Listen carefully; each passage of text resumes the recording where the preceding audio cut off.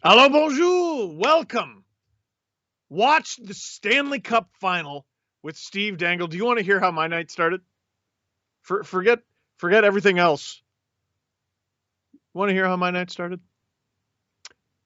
The door to this room fell off the hinges and then backward onto the back of this computer, which is an iMac, by the way.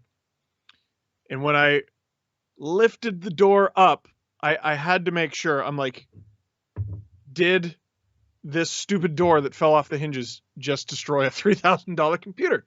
I am pleased to report it did not, but it was not without casualties. This is one of the ring lights. Here, let me turn it off so you can see the full damage. That's a lot of hockey tape. Blue and white for the Lightning. Am I right, folks? No one else? I'm joking. Hey, we worked really hard on this before the stream, so I'm going to read it.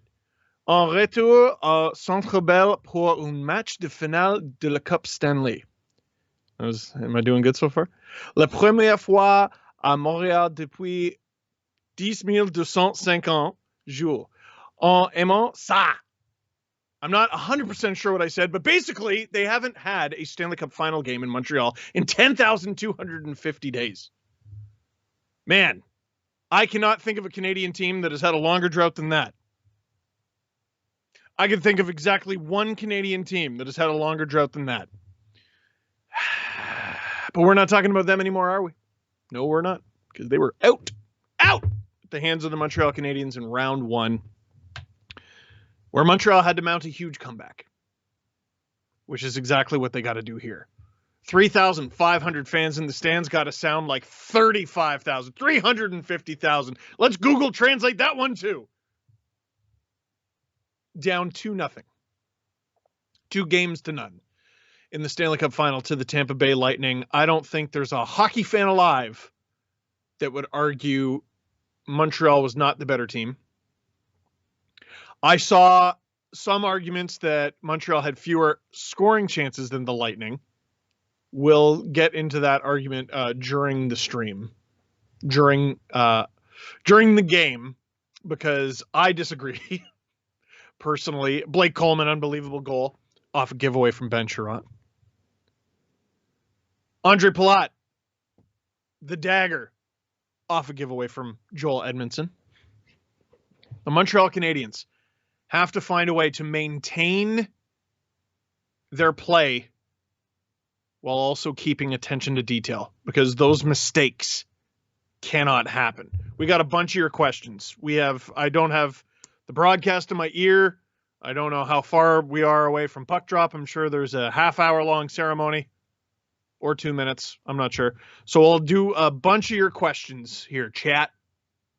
Send your questions in. Joseph Brown, who's got the best playoff beard this year? Ooh. Shea Weber feels like cheating because he's always got one. And his beard is like, if you use a microscope on it, it's not actually a beard. Like, it's not human hair. It's like little microscopic fists. And the fists just happen to be hairy. Like, there's just, I don't know. I'm going to give it to him.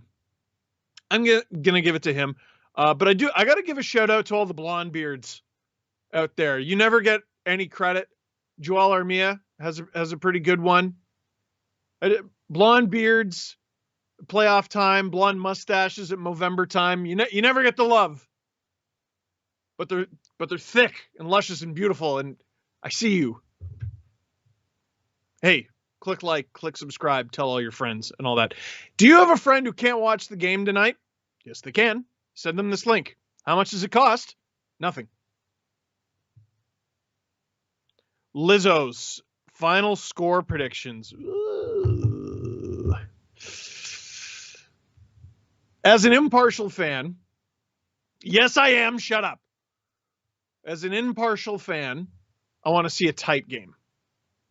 What do my instincts tell me? The spiciest option is Montreal takes it to Tampa. Actually, I think the funniest option would be Tampa grossly outplays Montreal and Montreal wins anyway. Is that not how games 2 and 3 went in the Vegas series? Didn't Vegas outplay Montreal And then Montreal won, and then Montreal played Vegas, and no, it was the opposite. It was the opposite. Anyway, Montreal was up 2-1 as a result. Low 6 was Carey better than Vegas, or sorry, was Price better versus Vegas than he's been versus Tampa? I don't think so. I mean, it just feels like Vegas didn't make Carey work. Didn't make Price work. I know he allowed 5 goals in the first game, but like I thought he made far more spectacular saves in game 1 than he did against Vegas. I'm trying to think of too many good ones he was forced to make against Vegas, and they were all against Vegas's defense. And I'm thinking of like there was a chance from Riley Smith. It was a terribly placed shot. Price's numbers were fantastic against Vegas, but that team didn't really force him to do anything spectacular. Price is going to have to be the best he's been all playoff long in order for Montreal to beat Tampa. At least 4 times. It's amazing that the conversation is around Price when the Habs have gotten 1 goal in each of the past 2 games. And easier said than done beating this guy.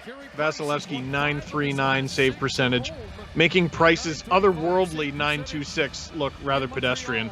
It's super nuts. We got 2 amazing goalies. Dominic Ducharme making his return behind the Montreal Canadiens bench. That's got to be a great feeling. I saw a funny tweet about, Habs can't go with Ducharme, they got to go with Richardson. More cup final experience. Made me laugh. Lightning Habs Game 3 starts now. Scrum face-off. There you go. Puck squirts loose. Now, if Montreal outshoots... Oh, maybe I shouldn't talk yet. If Montreal outshoots Tampa the way they did in Game 2 in Tampa, what's going to happen here? It's a pretty good start for Tampa so far, but it goes over the glass and out of play. Exactly why John Cooper starts this line so often. They get in the offensive zone, they create some havoc in front, and for Carey Price, this sort of an errant tip that turned into a scoring chance. We talked about this last stream. Tampa doesn't dominate every game. I know you look at their record, you look at the players they have, you think they do, they don't. But they know how to make lemons, or no, I screwed it up. They know how to make lemonade out of lemons. How do you make lemonade? I looked it up before the show. I looked up how to say that whole paragraph in French, and I looked up how you make lemonade, because it's hot outside, because it's July. Oh, Tampa, I believe, is setting an NHL record tonight with this game, becoming the first team in NHL history to play in each of the 12 months of the year. Because they got to play in all throughout basically the end of summer and fall last year in the bubble. And now here they are in July. This is the last month to cross off. Price gobbles that up, and now it's an offensive zone draw. All that stuff is allowed. It's just allowed. Holy mackerel, everybody. Did you see that clip? It's from the Road to the Cup series on the NHL YouTube channel. It was from the Islanders Tampa series, and they had the refs mic'd up for that goalie interference penalty on Braden Point, where he was just shoved into the ref. And the ref justifies the penalty to Stamkos on mic, and he's basically like, well, you know, we got to protect the goalies. I know he was pushed, but we got to protect the goalies. Sir? You know he was pushed, then why are you... Make it make sense. Make it, oh, but they're the best officials in the world. Tell them, Gary. Anyway, let's focus on this game, shall we? Eventually, we'll get a face-off here. There you go. Took a while between broken sticks and guys getting kicked out. Come on. Habs fans have been waiting over 10,000 days to see a Stanley Cup final game in their building. Open shot from Merrill here. And he doesn't quite get it off. They might credit him with a shot, but it was partially blocked.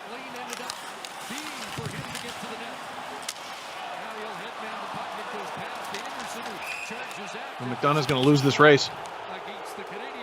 Did they call that ice? No. Again, I can't hear the whistles. They called that ice? I know we're trying to protect guys, but it looked like he was clearly going to lose that. Okay.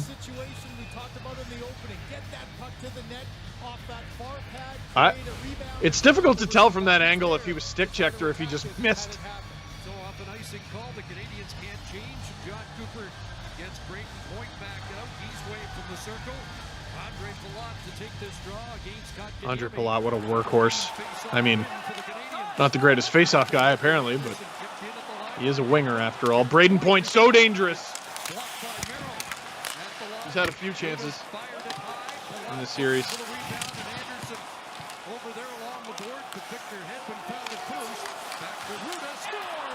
Oh! No way! Really? Really? Oh, Price must have been screened. I was screened. There's no way. Less than 2 minutes in, I think that was Jan Ruda with a rather innocent-looking wrister from the point. From this icing call that I really don't think should have been. Hedman picks off Anderson. I got to see the shot.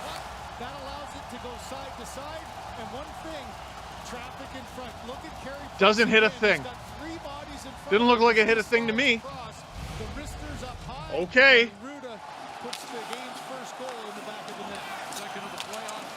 It's got to be hard being Tim McKinnon's. The standard is so high. You know, you've been watching these streams with me for a while now. And it just seems like every time a goal goes in on Price, I'm like, really? No. He's not immortal. And now the Habs have the seemingly Herculean task of scoring more than one goal. This Stanley Cup playoff year, McDonough sends it back in. Just 2 minutes in. They got a goal that bounced off a bunch of legs and feet in game one. And they got Nick Suzuki scoring the weirdest dribbler of a goal. Just slow, rolling on its side, doesn't hit anybody, and Vasilevsky just sort of loses it. They've yet to actually like bang one directly in.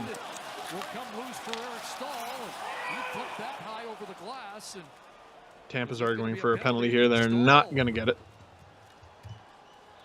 Geez, what a way to start this game. Oh!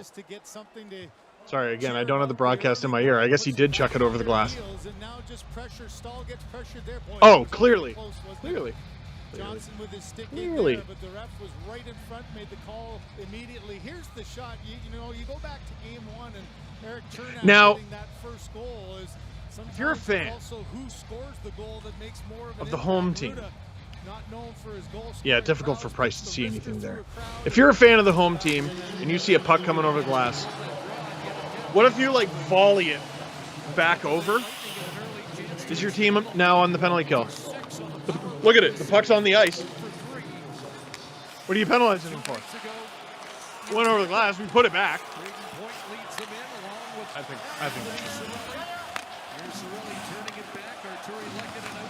Tampa Bay with their power play. As good as Montreal's penalty kill has been, Tampa can move that puck once they get the entry. And oh boy, they're up 2-0 already.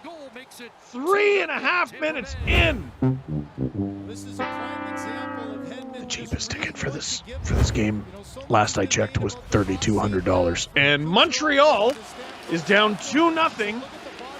3.5 minutes in, and early on a power play there. A banger from Victor Hedman. I don't know if Cirelli got it. He seemed to point at Hedman there.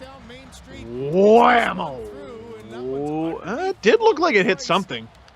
I don't know if it was Cirelli or Deneau. Doesn't matter.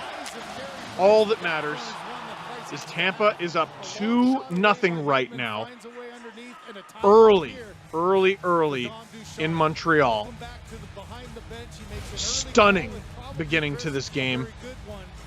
Dominic Ducharme trying to calm the troops down. They haven't been able to get more than a goal in either of the first 2 games, but come on now.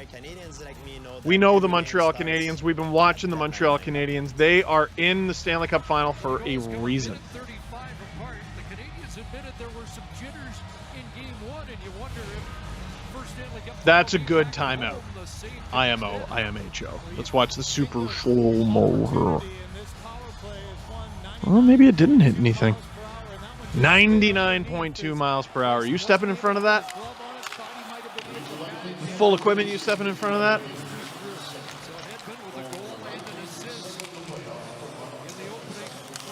Every year, or at least every year when hockey's allowed. Ooh, who's down? Blake Coleman.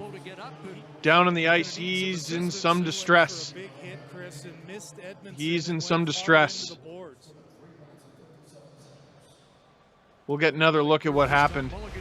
Here's Joel Edmondson. Coleman going for the hit, and he missed him. Oh no. Oh no, no, no, no, no, no, no, no, no, no, no. Slow motion doesn't do it justice. Coleman going in, trying to make the hit, misses, and then goes hard. Oh, his back bend's so funny there. I hope he's just winded. It doesn't look that way. Oh no. Tampa Bay dressing room. Oh no, no, no, no, no, no, no. Physician to come out. Looks like Coleman's As a guy with low back problems, able to get up. yeah, no, that clip makes me want to leave the universe immediately, like on a spaceship. He's skating on his own. That's a real good sign. Real good sign. Good. Who knows if he'll return to the game. It looks like he's going to have a little breather. Oh, man, that looked like it sucked. What? We're not even 4 minutes in. We've had 2 goals. We've had the trainer come out on the ice.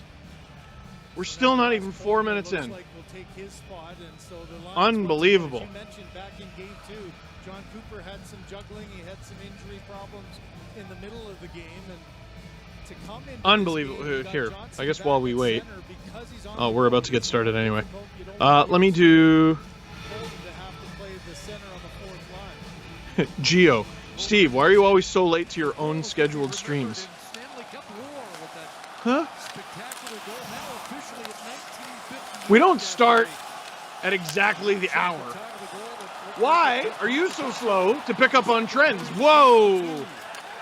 What would have been a big hit from McDonough, except he fell over. Like, have you seriously shown up to like over a dozen consecutive streams and you're like, Steve is 12 minutes late?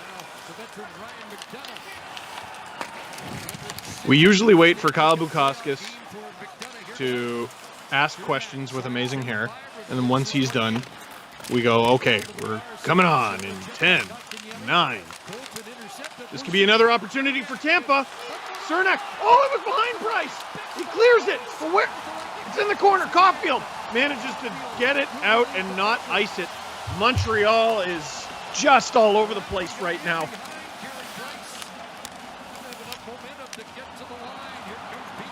Lots of time left in this game. Lots and lots and lots and lots of time left in this game. Well, Carey Price, they said, needed something to settle him down. Wow. To give his team confidence. So how about this? Right off the blocker. That's a big save from Price. Tough bounce. Oh, and then it goes off his skate and he goes, not on my watch. His biggest save tonight was on himself. But, oh my God. I'm surprised goals like that don't happen more often. It's made of rubber! I can't get past that. If you think too hard about hockey, it makes no sense. There's a stop from Vasilevsky. There was a rebound there. It was steered wide. One thing he did so incredibly well in Game 2 was control the rebounds. And so while the Habs did get a lot of shots, I don't think more than half a dozen of them were off rebounds.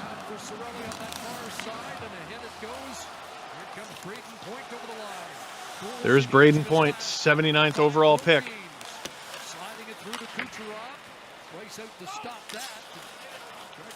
Braden Point went 79th in 2014, in case you're wondering why Vegas made it to the Cup final in their first year. What?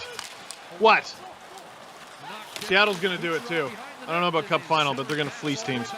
No, they learned their lesson, did they? Oh, Tampa collects it. Real patient play there by Point. Oh, it goes wide. Point again.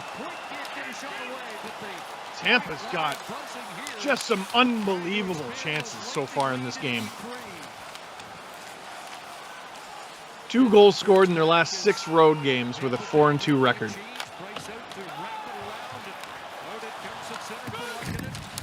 Oh, stiff hit there in the neutral zone. Vasilevsky, if you're a goaltender, 10 the goal. They can't quite take advantage, but they still got the puck, which is good. You always start there. Lehkonen, wide. Habs get one. By the end of the first. The roof is going to blow off that building. Now, Montreal Canadiens fans, as a Leafs fan, let me talk you off the ledge here. Because down 2-0 early at home. Oh, did that go off Price's helmet? Down 2-0 early at home. This reminds me of another playoff game that I saw. Another playoff game that I saw in Canada. Another playoff game that I saw in Canada, and it was a Game 3.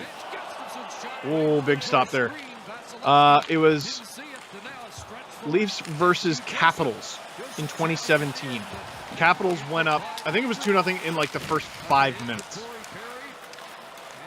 And the Leafs did end up coming back to win that game 4-3 in overtime. And whoa there, Andre! Okay. So we're all having a bit of a goofy night, are we? Anyway, I believe they scored one before the end of the first. And the roof was blown off the building. If I'm not mistaken, I believe the goal in the first period that got the building rocking was known as the Dart Guy shift. Oh, a goal! Nope. The crowd sure seemed to think it was.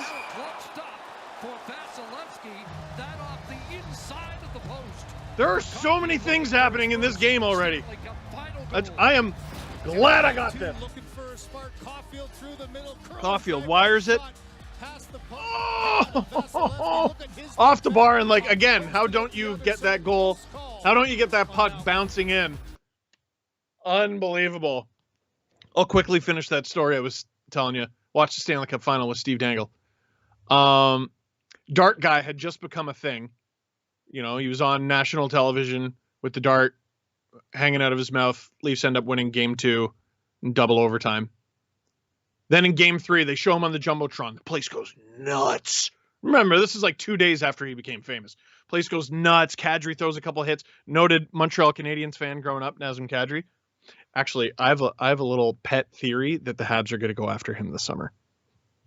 Yeah. Yes, producer Drew. That's right. I haven't talked to you about this one. Noted Avalanche fan, producer Drew. Kadri throws a couple hits, and I believe a rookie Austin Matthews scored. But enough of that. The Montreal Canadiens, down 2-0 in the series, down 2-0 in this game. It's perhaps appropriate. Listen, if I'm a Disney executive, it makes the best story that the Habs go down 2-0 in this game and storm back and win. Does it not? Does it not? Playing from behind by multiple goals is, well, at least for extended periods of time, is not something we've really become accustomed with this Montreal Canadiens team. Even Game 1 of this series, whoa, they lost 5-1. Yeah, it was 2-1 heading into the third. What about last game? Well, they didn't get their third goal to go up 3-1 until, I think it was less than 5 minutes to go. Very quick shifts. That graphic had Braden Point and Anthony Cirelli, just a couple third-round picks. Just a couple undersized third-round picks. I hate scouts. Why have you enabled Tampa? Josh Anderson, I keep saying he needs to have a big game. I am sorry if you saw my jaw temporarily drop. That's Blake Coleman out on the ice, and I can't believe it. I wouldn't be able to get out of bed for a month if I took that same fall into the boards. Pro athletes, man. Why do they make so much money? Because they can do stuff you can't. Couldn't make contact and Hedman ahead. Here's a counter by Coleman that deflects off a stick high. Drop with a nice outlet, and that sends away Lehkonen through center. Jay Weber moves up. He's got the This is a bit of a... never mind. Gallagher in the corner. Oh! Gallagher. Another chance. Be a bit more patient there. Be a bit more patient. I know you're putting it on. That's good. You got havoc in front, though. Danault, I can't get to it. Now would be a wonderful game for Danault to get a goal. I think all Habs fans can agree on that. Lay the body. But don't get into penalty trouble. Don't take yourself out of the play. Be a bully in front of the net. Just do the things that have gotten you here. That have gotten you to this point. That have gotten you to the Stanley Cup final. They have really come on in the last few minutes. They're playing like the team that's down, but they're playing hungrier. They're not playing like a team that's getting outplayed, if that makes any sense. Corey Perry, at his age, making back-to-back Stanley Cup finals. He's at that point in his career where you got to be wondering, is this my last kick at the can here? It'd be great to get a big game from him. Tampa saying, get the hell away from our goalie. See what I mean about Armia? Canadian built, Canadian driven. It's a good beard. I don't care what you say. CR-V from Honda, official vehicle of the NHL. Mike, what are the Habs missing that Tampa has? Armia on the little cycle down low does a good job of fighting off a couple of Tampa spending Bay $17 million over the cap. looking to pass first. Is that an easy one? Not able to quite get it there. In front was Suzuki. Tampa's so deep and so fast and so crisp with everything they do.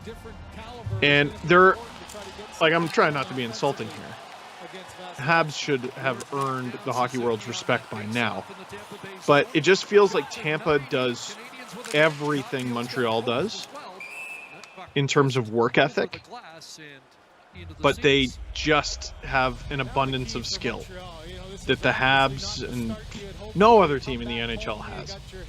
There's maybe 5 teams in the NHL with comparable skill to Tampa. And Tampa works harder than all 5 of them. This is the problem. And this is why more of us, a lot of people took Florida in the first round against Tampa. And more of us should have just shaken our heads and gone, wait a sec. Sure, they're closely matched in the regular season. This ain't the regular season. We're talking the reigning Stanley Cup champions here. Oh, Anderson rushing in with speed. Oh, can't get the shot off. I know he plays well. I know he plays hard. He brings a big physical element. But for the money he makes, he's got to produce more. He's just got to. He was so unstoppable at the beginning of the season, perhaps unsustainably hot. You still got to get more. Ooh, that looked like it took a little bit out of Cirelli. Stamkos throwing the body. Habs now out shooting Tampa Bay 9-8. After Tampa, I think Tampa was up 8-4 in that category. In coming back, not the neck off behind Andrei Vasilevsky. So Stamkos getting the job. First goal coming off a shady icing call. I thought it was shady. I said it right in the moment. Victor Hedman, you gorgeous giant. It was a bit of a shady icing call, and then Eric Stahl obviously getting the puck over the glass penalty on the second one. Boy, we have so many questions to get to.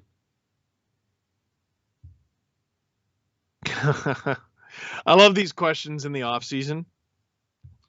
No, not Julian. Sorry, I'm getting them so fast and furious. Kyle, where do you think Tarasenko ends up? Oh, I think this game is torturous. It's torturous heading into any offseason, but you got to play it. It's fun to play it. But when Seattle is in the mix, like someone asked me to explain the Victor Arvidsson trade to them. Because in a vacuum, Arvidsson for a second and a third, it's not that great. Kind of stinks. Like Victor Arvidsson's worth like almost the same as like Taylor Hall.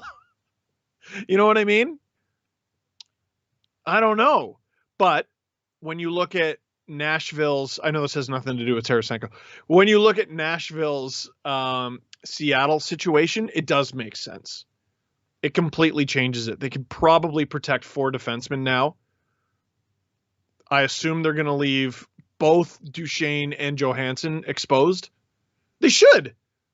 Seattle's not taking either of those $8 million players. Underachieving $8 million players. No, they're not. And if they do, good for you, Nashville. Your rebuild just got accelerated tenfold. You got rid of $8 million. So when it comes to the Blues, it's funny. We were talking rebuild with that team. And then they were in last. And then we were really talking rebuild. Yada, yada, yada. 6 months later, they win the Stanley Cup. But they haven't really had any success since. Regular season a bit. In the bubble season. This past season, not really. And they certainly haven't had any playoff success. Getting knocked off by the Canucks and then I believe swept by the Avalanche. So where does Tarasenko end up? I'm not sure, but I'm going to bet not St. Louis. He's going to get dealt. Sergachev with a bit of a split-second hesitation there, and it might have cost them, and it did! Montreal gets on the board. What did I tell you? What did I tell you? There they go. Sergachev, bit of a hesitation at the line there. Was that the first goal for Philip Deneau in these playoffs?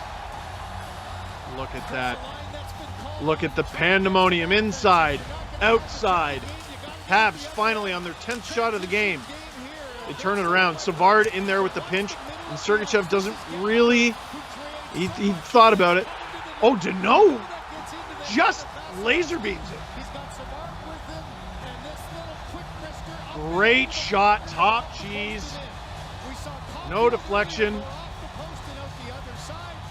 Getting the fans on their feet. Oh! I don't know if you can pick a corner better than that. Let's go. You know what video compilation I would watch on the Sportsnet YouTube channel? Just a compilation of players saying "let's go" in slow-mo. What was the... Is Cooper asking for a review here? What's going on? What's going on? Oh. Oh, dear. Oh, but the puck. It's obscured by the official. Oh, boy. No, I think that was onside. And remember, the new rule, by the way, is not skate on the ice. It's the plane to the ceiling, which is the way it always should have been. But I guess that's how evolution works. So now, Tampa Bay's 2-goal dominant lead, less than 4 minutes in, is now a run-of-the-mill 1-goal lead.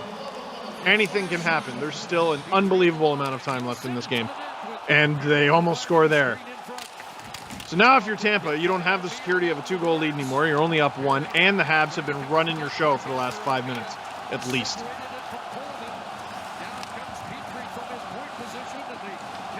It's certainly gone to their legs. Blake Coleman fighting there at the blue line. I cannot believe that guy's still in this game. You talk about hockey players are tough. I mean, there are some things your body won't let you tough through, and that's what that injury in the corner looked like. And I'm stunned. This is the second time this series I've been completely slack-jawed over something Blake Coleman did.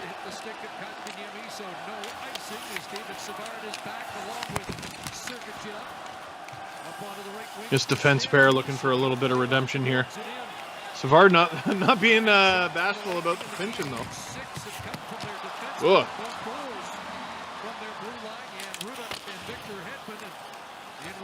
Habs with numbers in the Tampa zone. And now Tampa goes the other way. Oh! Oh, Cirelli almost with the opportunity there. Is that going to be a trip? It is not. Palat to Kucherov. Oh, baby, I thought that was in.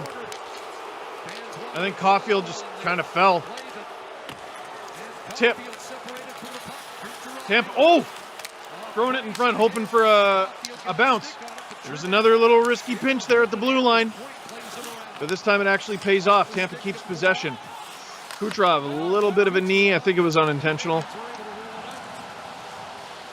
Bit of a flurry there for Tampa. I don't know if they actually got a shot on goal out of it, though.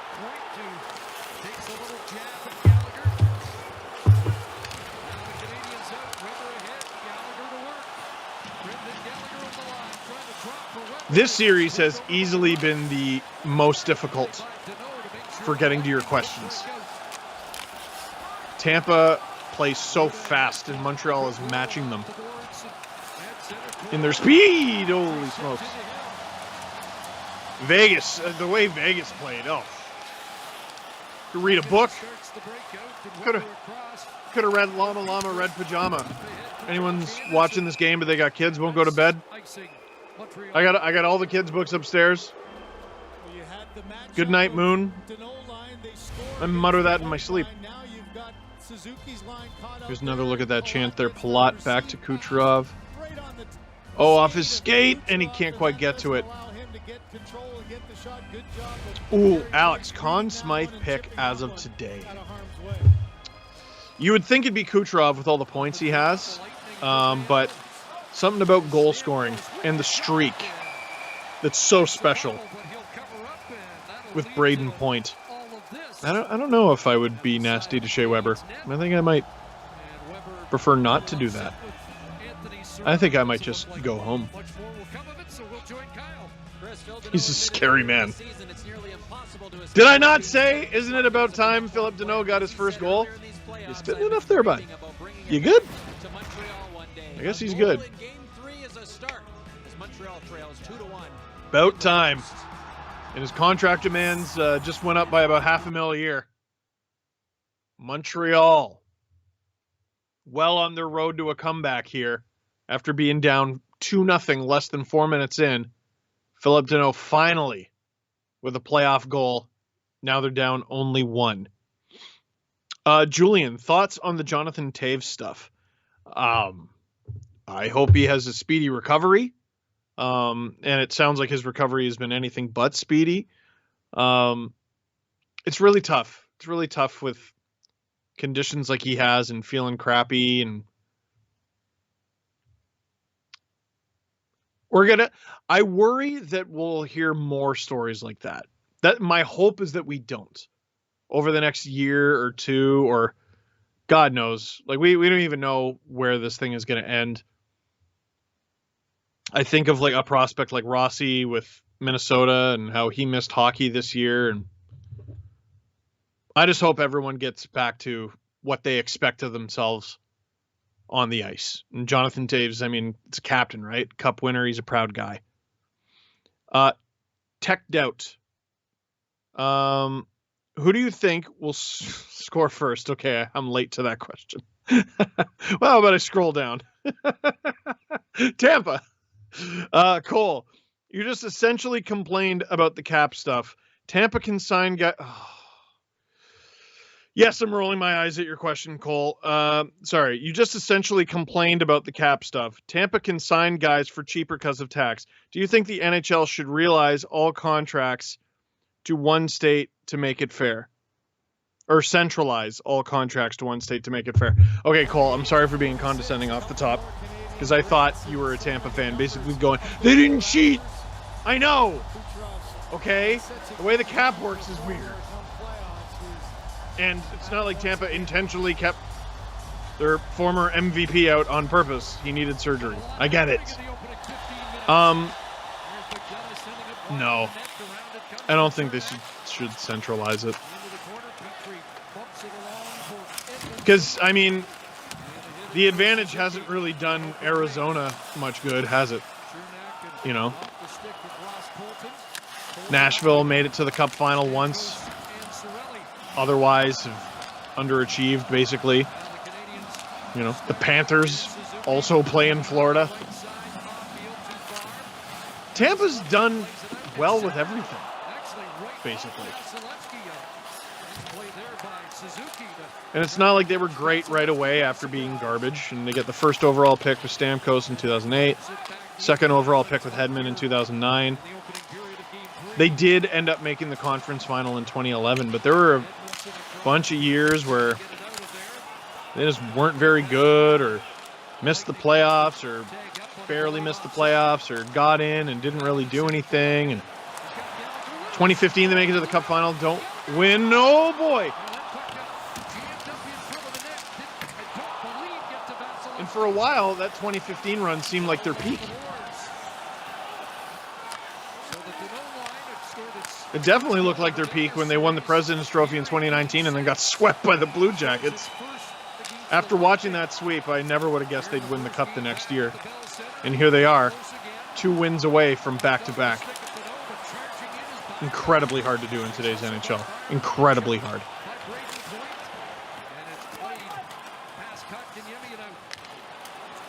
While I was yapping about the salary cap, that was actually a pretty good rush by Montreal. And here they come again. They're the team playing with speed right now. Vasilevsky's been very calm in net. No Killorn for Tampa tonight again, by the way. Anderson. I thought he had open ice. Thought he had a lane.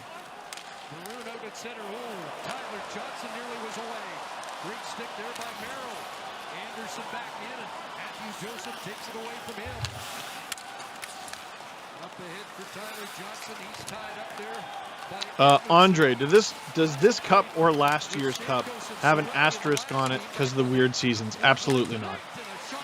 Oh!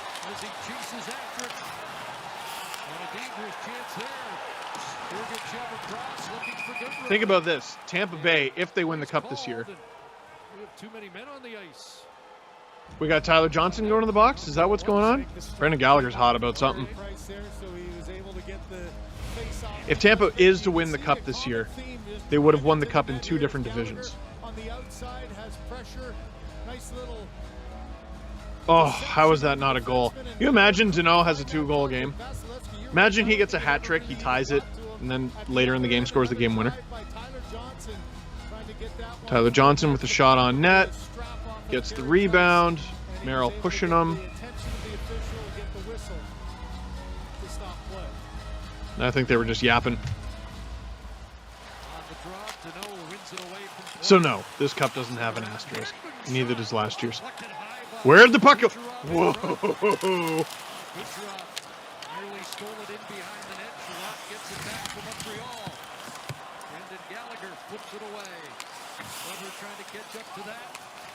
Tampa's they've been a little risky with their defensive calculations this game.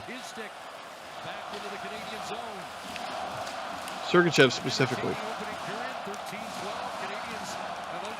Not necessarily bad. Oh! Just risky. I believe Montreal is going to go to their first power play here. Brendan Gallagher, bull in a china shop. To me, this is his best series by far. He's been playing through injury. Sergachev is battling tonight, eh?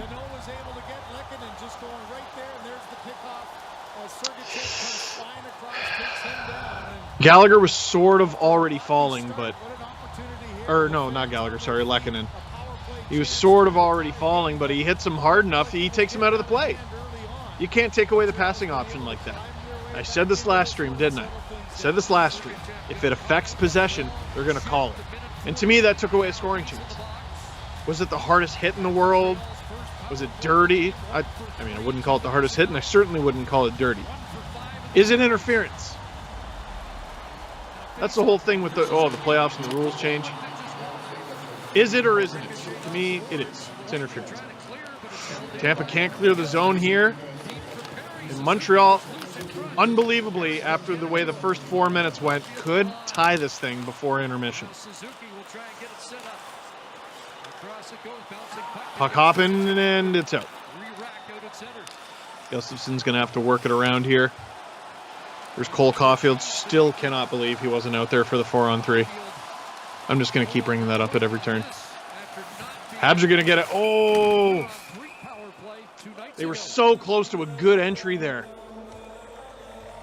Well, a young man who built a cryptocurrency empire dies mysteriously, leaving many wondering, is he really dead? A death in Cryptoland. Available now on CBC Listener. Aiden, didn't everyone complain when the Penguins won 2 cups in a row as well? People complain. I'm a Leafs fan. That's what I do, man. But it's usually about my team and not others. Unless it's the Bruins, because they get away with everything. But, you know. That's the one thing I can say about the Leafs on the stream, where Habs fans are like, hell yeah. With you, buddy. It's true.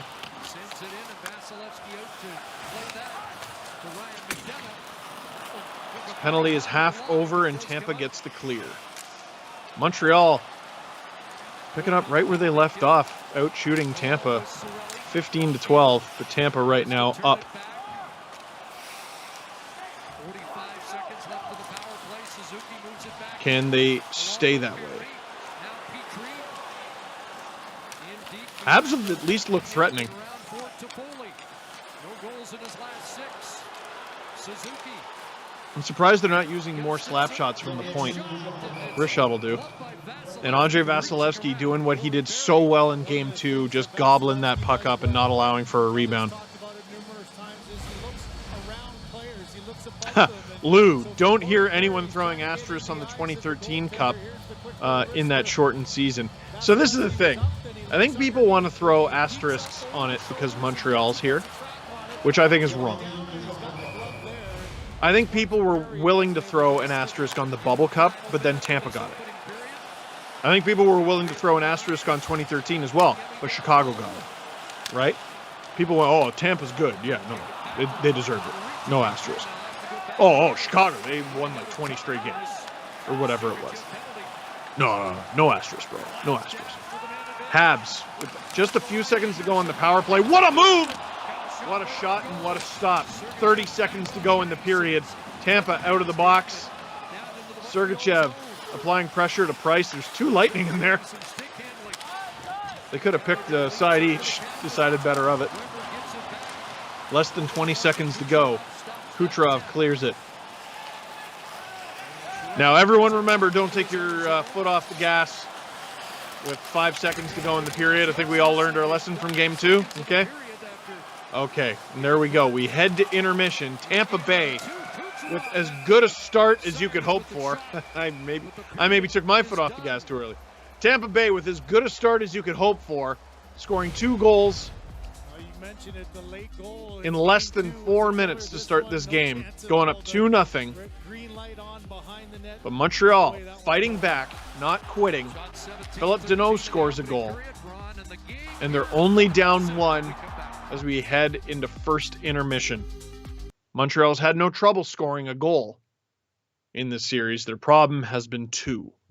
And the journey to get their first 2-goal game will begin after intermission. We'll do a few of your questions. It feels like I didn't get to enough. And then maybe I'll have a little break.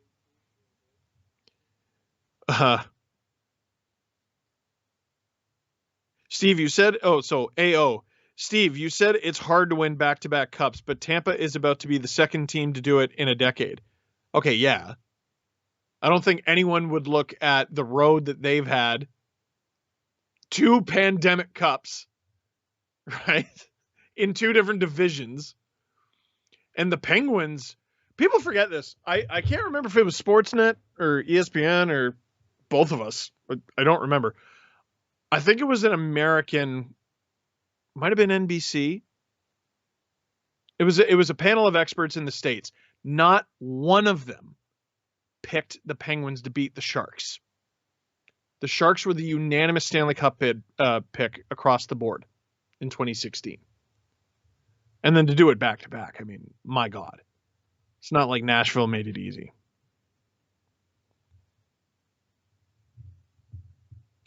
And before the Penguins, who was the last one? Took a while. Hard to win the Cup back-to-back. Detroit and Pittsburgh played each other in the Cup final back-to-back. Well, they split it, though. It's hard to win back-to-back. Real hard to win. This is a Leafs question, but it's a question from you. This is not me bringing them up. Dave says, Steve, if Leafs were in the finals and you were offered free front row tickets but had to stream for Sportsnet, what do you do? Oh. I mean, I'd have to do it, obviously. I feel like the front row would be the worst place to stream from, though. Have you ever sat really, really close? I've sat really, really close once. It's not great. It's not the best way to watch the game. You're too close. There was a junior game even. Me and a few buddies, we were looking for tickets to a game in Oshawa. And we noticed the front row was empty. And we're like, oh, weird. Like maybe it was season seat holders didn't show up. High five. Let's get front row seats. And we sat there for about 5 minutes of the first period before we went, oh, and we got up and we went to one of the standing room tables and we just sort of stood there talking to each other, drinking beer. It's too close. So front row, I'd take it. I'm certainly not going to say no. I'm sure the people around me would hate my guts because I'd be talking the whole time. But hopefully it'd be loud enough that they wouldn't hear me. Rick says, I get why you dislike Boston, but why don't you like the Flyers? So I have talked about this in the past. As a Leafs fan who, grew up in the 90s, I mean, I didn't like the Habs, but they were not at the top of my hate list, right? That was the Sens, that was the Devils, that was the Sabres, and that was the Flyers. And I hated the Flyers because they beat the Leafs in the playoffs. I mean, pretty simple. Roman Cechmanek. Remember him? Eric Lindros. Boo. Hate that guy. And now every now and then I get a text from him. You know how weird it is to get a text from Eric Lindros? Because that Stanley Cup behind me right there, it's for the Eric Lindros Celebrity Hockey Classic that raises money for Easter Seals. It's a charity that helps out kids with physical disabilities. And every year he plays in a tournament raising money for it. And that's actually why I started playing hockey. I didn't start playing hockey until, was I 30 or 29? Anyway, I'm still pretty bad, but I'm better than I was. And Eric Lindros was on my team last time I played. And folks, it's pretty cool. Yes, he is huge. He is a massive, massive human being. His hands, I mean, it's like take your kid to work day. It's absolutely ridiculous. Where did this come from? Oh, yeah. Hated the Flyers. Oh, I will tell this story. So obviously Lindros was a Leaf for 33 games. But every year he wears a Flyers jersey at this tournament. So I said, okay, I got you with the first overall pick. We were the top fundraisers. We raised the most money. I want you to wear a Leafs jersey. He goes, all right, I'm going to do it. Hanging in his stall morning of was a Leafs jersey, Lindros on the back, and a Flyers jersey, Lindros on the back. It just so happened our first game was against John LeClair's team. So Lindros throws on the Leafs jersey. He starts walking onto the ice. He doesn't even make it onto the ice when John LeClair sees him and he goes, really? And Lindros goes, yeah, you're right. And he walks back into the change room, takes off the Leafs jersey, and he puts on the Flyers jersey. So that's why I hate them. Because of John LeClair. We have more questions to get to, but some of us have to use the potty. So we'll be right back on Watch the Stanley Cup Final with Steve Dangle. Click like, click subscribe. We'll be right back before the beginning of the second period.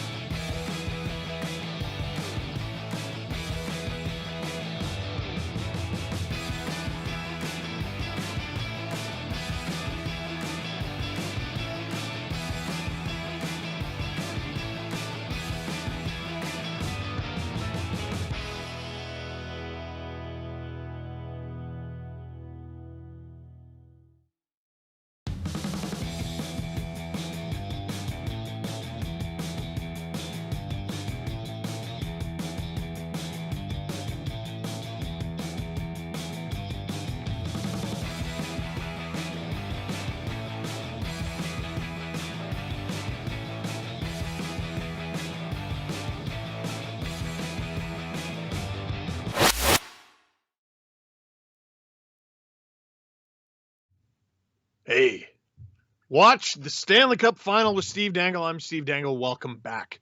Click like, click subscribe. Tell all your friends. Hey, it's not the second period yet, so let's do some of your questions. Rob, do the Habs need Red Eyes Petrie Dragon back? That is that the official name? No, they don't need that Petrie back because they got goal-scoring Philip Deneau. And I think that's better. We saw Petrie and those eyes before we saw Philip Deneau. Eddie, would Keith make a good captain for the Kraken? Yeah, so there's rumors Duncan Keith is getting traded. Sounds like more than rumors. There's definitely... Oh, it's a Yu-Gi-Oh joke, producer says. Steve's too old, I guess. Shut up! Shut up!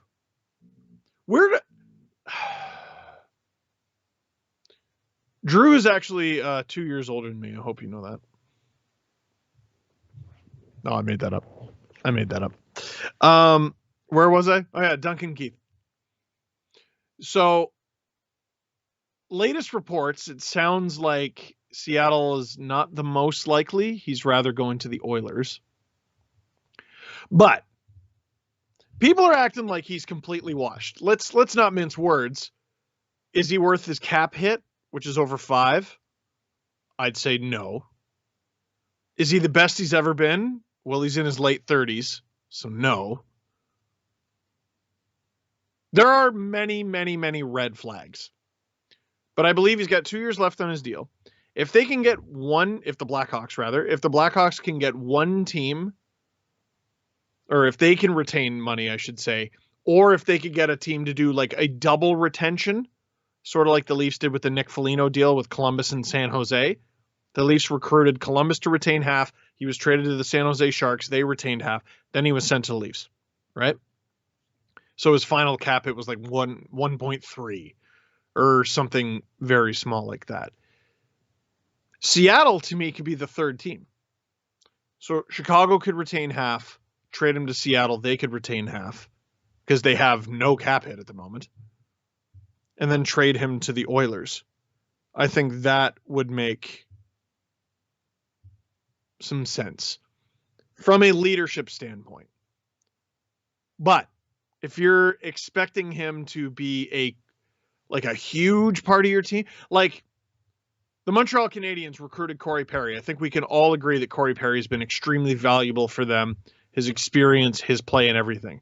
They ain't making him play first line. You know what I mean? So Keith should be like, you bring him in, maybe he's third pair or something like that. He's a calm voice in the room. He's the voice that your room needs. But, and captain for a team like Seattle, I mean, it's a pretty easy sell. The guy's got 3 cups. He's got a Conn Smythe in there. I don't know if he ever won the Norris. He's an extremely good player. I mean, let's not forget, he wasn't the official captain, but like Derek Engelland was like the honorary captain of the Vegas Golden Knights. I wish they named him captain, just so they would have one for the inaugural season. And it's not like they were asking him to score a hat trick every night. You know what I mean? So I could see a situation where a Keith trade works out well, as long as we're all in agreement that it's not 6 years ago and this isn't 2015 and you're asking him to play 25 minutes a night. Misty's, which team is the most screwed by the expansion draft? I think one of them might be playing tonight. I would love to see, I cannot wait to see how Tampa Bay is going to wriggle out of this one. They're going to find a way to lose like someone on the fourth line we've never heard of. It's so frustrating. Nashville would have been a good target, but with the Victor Arvidsson trade, less so. Montreal, like you got to think of the teams with the fewest exempt players, right? So like Caulfield is exempt, for example, but the rest of Montreal, generally speaking, is old. I wonder if Montreal doesn't mind losing one of the guys on the back end.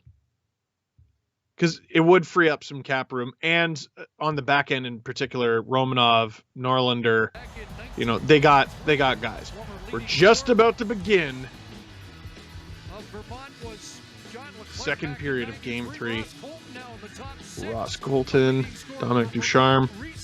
I love the people behind the scenes who are like, we're gonna do a University of Vermont feature. Like, just deep dive. John LeClair! Boo! Get out of here! Playing alongside in the 94-95 season. Dominic Ducharme and Martin. Mentioned today that they stay in touch. Had a little chat. Are they the same age? Although I don't think the former Lightning star gave him. Oh my God, I'm old. Listen, I'm old enough to remember Martin St. Louis on the Calgary Flames. And if you're asking yourself, what? You're not old. Or you just forgot that the Flames ever had a future Hall of Famer that they lost on waivers. How many Hall of Famers were lost on waivers? I would like to know that. Barclay Goodrow, a little, he's trying to Corey Perry off the face-off there. Perry falls down off of an awful lot of face-offs, doesn't he? Oh, Goodrow. Watch the hold there, bud.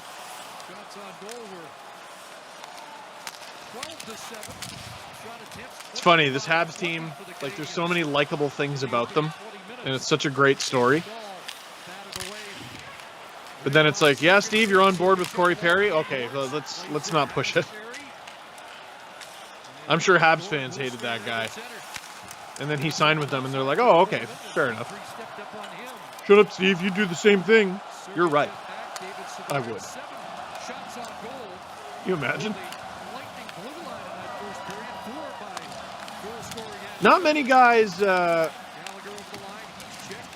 play for the Leafs one year and the Habs the next, or vice versa.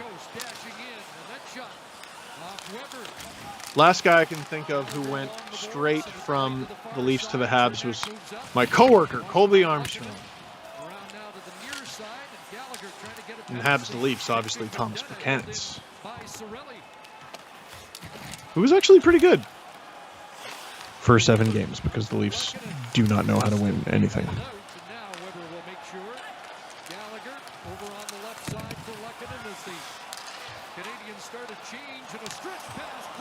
Oh boy, how did this happen? What? Oh my goodness, what a break! How does it... How do you get a 2-on-0 in the Stanley Cup Final? And the Habs, for the second straight period, not coming out prepared at all. How did this... Okay, shout out to the director who said we need the overhead cam for this. This is just a legendarily terrible line change. Palat to Kucherov. Carey Price. Terry Sawchuk, Ken Dryden. I don't care who it is in net. That's a brutal 2-on-0 to stop. Palat actually does a decent job settling down a rolling puck there. And Tampa, just like that, the 2-goal lead is restored. And yet again, Montreal out shooting Tampa. And nothing to show for it. I'll say it. Tampa really does strike like lightning.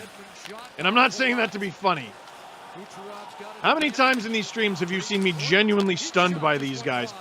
And I tell you what, there was another example. Price is not seeing the puck well. Bunch of rebounds. He's not seeing it through traffic. Talk about the second period. Long change is a difficult one for the D. Here's Petrie going off, and that's a long change there. Sherratt trying to get back, but you know, you've got home ice advantage. We've talked so My much goodness. about the matchup and the mismatch. I don't think that was any... Even after the goal, I'd have to see it from the high angle again. Like, I would think the bench called for the change. It's the second period, so it's the long change. Yeah, not happy about that. I get it. I wouldn't be either, bud. Montreal doing so bad in the second period, they've actually taken a shot away No, is this not a joking time? Okay, I'll stop. Just remember, I made fun of Vegas when you were beating them. I can't believe it.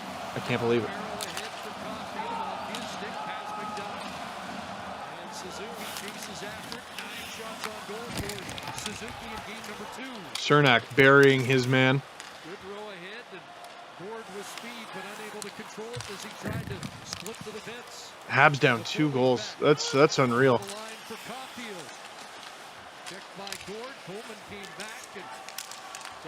And again, Dominic Ducharme's just got this incredibly difficult job, and the leaders on that bench have got the incredibly difficult job of just trying to reassure the team, listen, you're doing the right things. It's just silly mistakes that are costing us. Silly mistakes.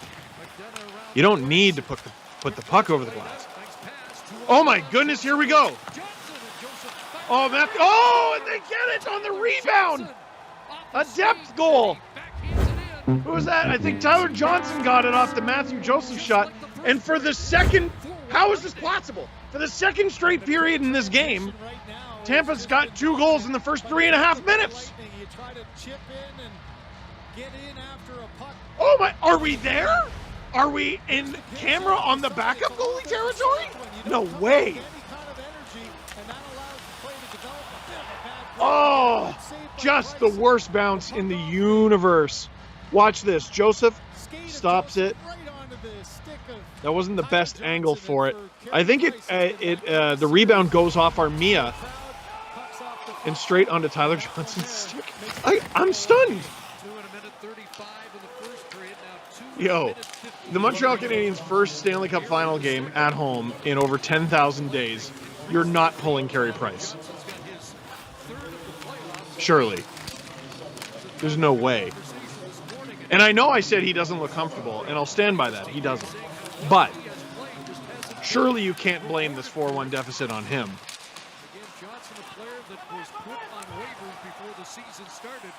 I was talking about the mistakes. The puck over the glass for the second goal. You can't do that. You know, like, okay, you get shafted by maybe a wonky icing call on the first goal. Puck over the glass. 2-on-0. 2-on-1. These things can't happen. That goal, this goal, the fourth goal in particular, that cannot happen. Cannot happen. After the third goal.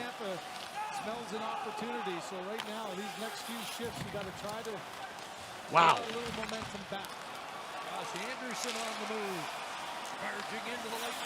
And now we're at a stage in the game where you're not being hard on anybody. Like, this is the Stanley Cup final. If I say they need more out of Josh Anderson, it's because they do, damn it. He's one of their highest paid forwards. They need more. Paul Byron. Maybe not what he used to be offensively. You're one of the leaders on this team. Need more. I was about to say something about Philip Deneau. He's already got a goal this game. You got 2?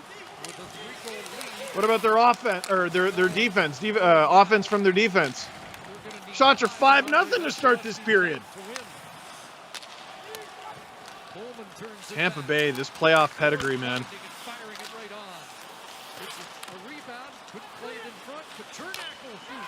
Oh, I think that was off the bar.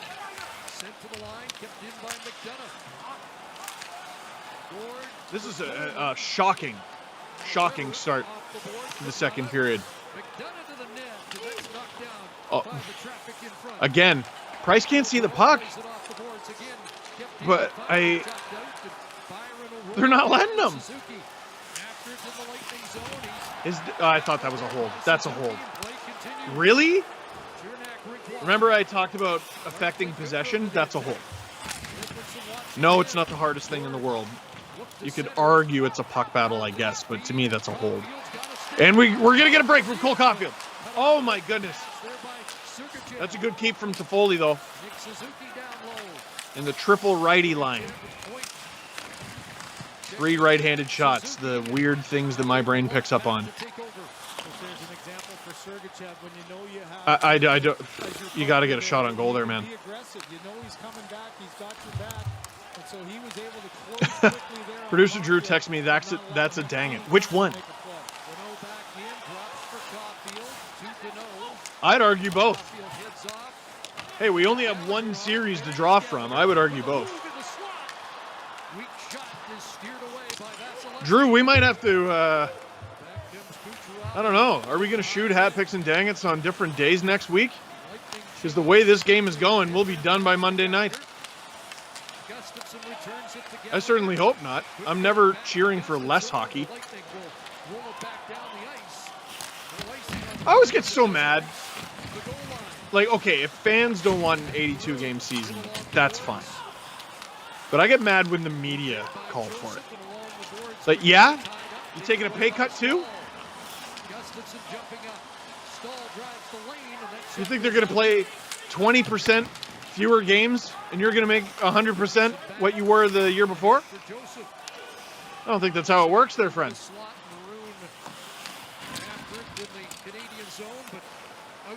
If you work in hockey, you are not cheering for less hockey.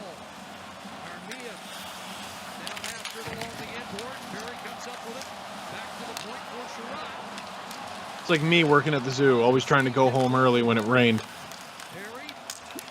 Like, Steve, aren't you a broke student? Yes, but I want to go home. And then my paycheck would come back short.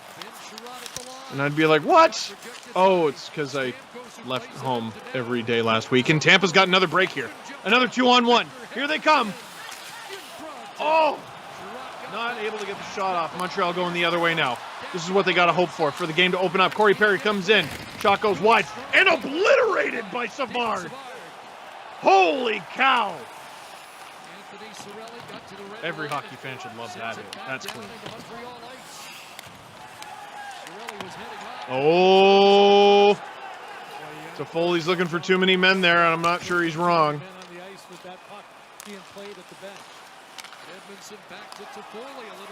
Here he comes. An angry Tyler Toffoli. I don't hate that. That's just a battle with McDonough. Is this a... Nah, I was about to say partial 3-on-2. Maybe it is.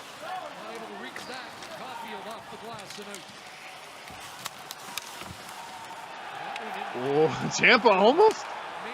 You know what? Next time they do that, they're going to get called.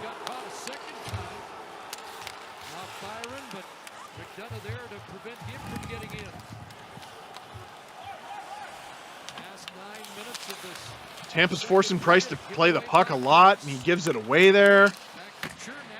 Nothing's going right for Montreal right now. And Dominic Ducharme doesn't have a timeout. And it wasn't even a bad timeout that he took. They were down 2-0. 3.5 minutes into the first period. So you can't even accuse Ducharme of using a bad timeout. Maybe not having them prepared, I suppose.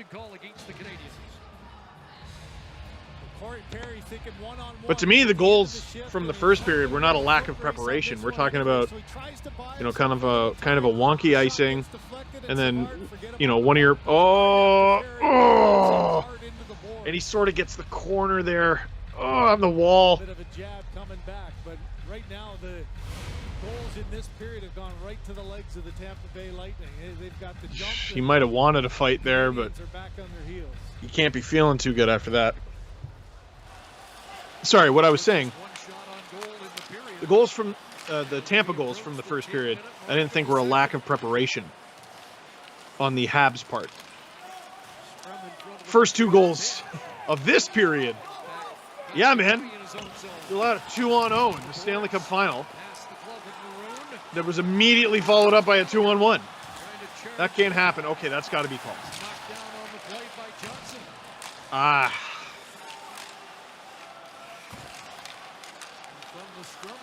There were a few penalties in the first period, and I guess they decided we're done.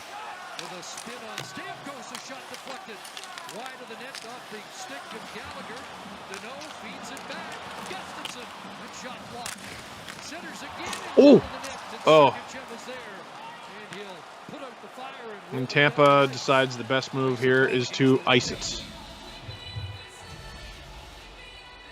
Once again, the Vasilevsky. I said so often he goes Kyle, do the Habs need a fight tonight? Gets in tight. He just stays down, takes away the bottom of the net, side to side. Maybe. Good job of Lehkonen trying It would to certainly get get the fans back into the game. little peek if Like, that's not a hold from Johnson? in front of the net. He's holding him! Sergachev gets inside position there to knock that one away. Tampa's getting away with murder right now. Nick Suzuki wins the face-off. Petrie fires right on. And Vasilevsky, cool as a cucumber. And we'll step aside. Kucherov and Johnson. Listen, hockey's fast. Here in the second. Fastest game on earth. The most variables probably out of any sport, at least per player. You could argue football on account of there's 1,000 people on the field at any given time.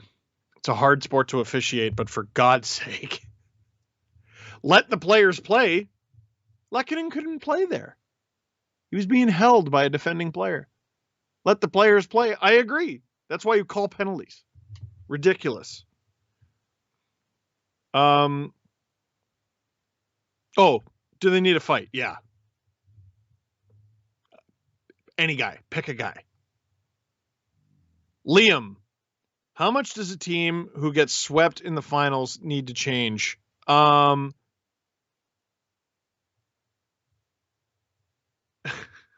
mean, I'm getting angry texts from family members. They're not calling any penalties. And these people, like, the people texting me, like, they're Leaf fans. And they're mad at the officiating against the Habs. That's wild. Holy cow. Sorry, Liam, how much does a team who gets swept in the finals need to change? Why would you change anything about the Montreal Canadiens? Now, first of all, you're really getting ahead of yourself. Take this from a Leaf fan. Not 4-1 leads do not always stay that way. And 2-game series leads do not always stay that way. Yes, can I help you, Iggy? My dog is growling at me because I'm not petting him right now. Is that okay? No, the Habs finished 18th in the regular season. And then Cole Caulfield came, and they're like, we're great now, by the way. And also, they didn't have Carey Price for a big chunk of that, and they'll be fine. Cool stat from the chat. Tampa is scoring 1 goal for an average of every 7 shots. Montreal is scoring 1 goal for an average of every 26 shots. His first goal in the month of July here in this odd year that we're with the Stanley Cup final going this long. So it could be going better. Last year in the Stanley Cup playoffs, Wow. averaging 25 and a half minutes a night. Hershey Bar. This is an interesting question that I'll try to answer as we watch this game. Speaking of Nashville, who's the next victim of the cap after Arvidsson?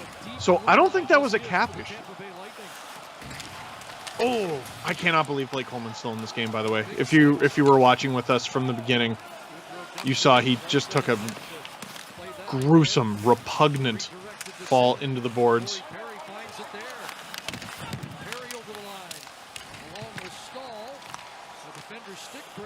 And he's still there.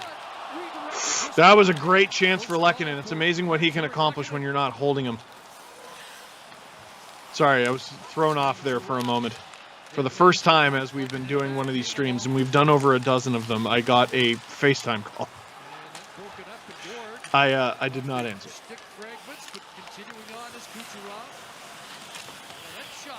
Palat. Oh! Oh, that's an amazing stop from Price. That was just instinct. Finding Kucherov there. Sorry, yada yada yada with Arvidsson. That was not a cap thing. That was Nashville did not want to lose a good forward for nothing. I don't think they would have exposed Arvidsson, but I think they would have lost someone like maybe Yarncroke or potentially a defenseman. So I guess their game plan, my assumption of their game plan, they will leave Duchesne exposed. They will leave Johansson exposed. They'll try to protect some of their younger and or less expensive forwards. 4 of them. And then they'll protect 4D because they still have 4 really good defenders. Let's see this Carey Price save. Oh, right off the line there on Kucherov. He can't believe it. I can't believe it, Nikita. 4-1 Tampa Bay after just 2 disastrous blunders from the Montreal Canadiens. Sean, which cup-winning team over the last 10 years would you say is better than this Tampa team? That is a fantastic question. Wow. So I guess that starts in 2011. So we got 2011 Bruins. We got the 2012 Kings, 2013 Blackhawks. Might be them.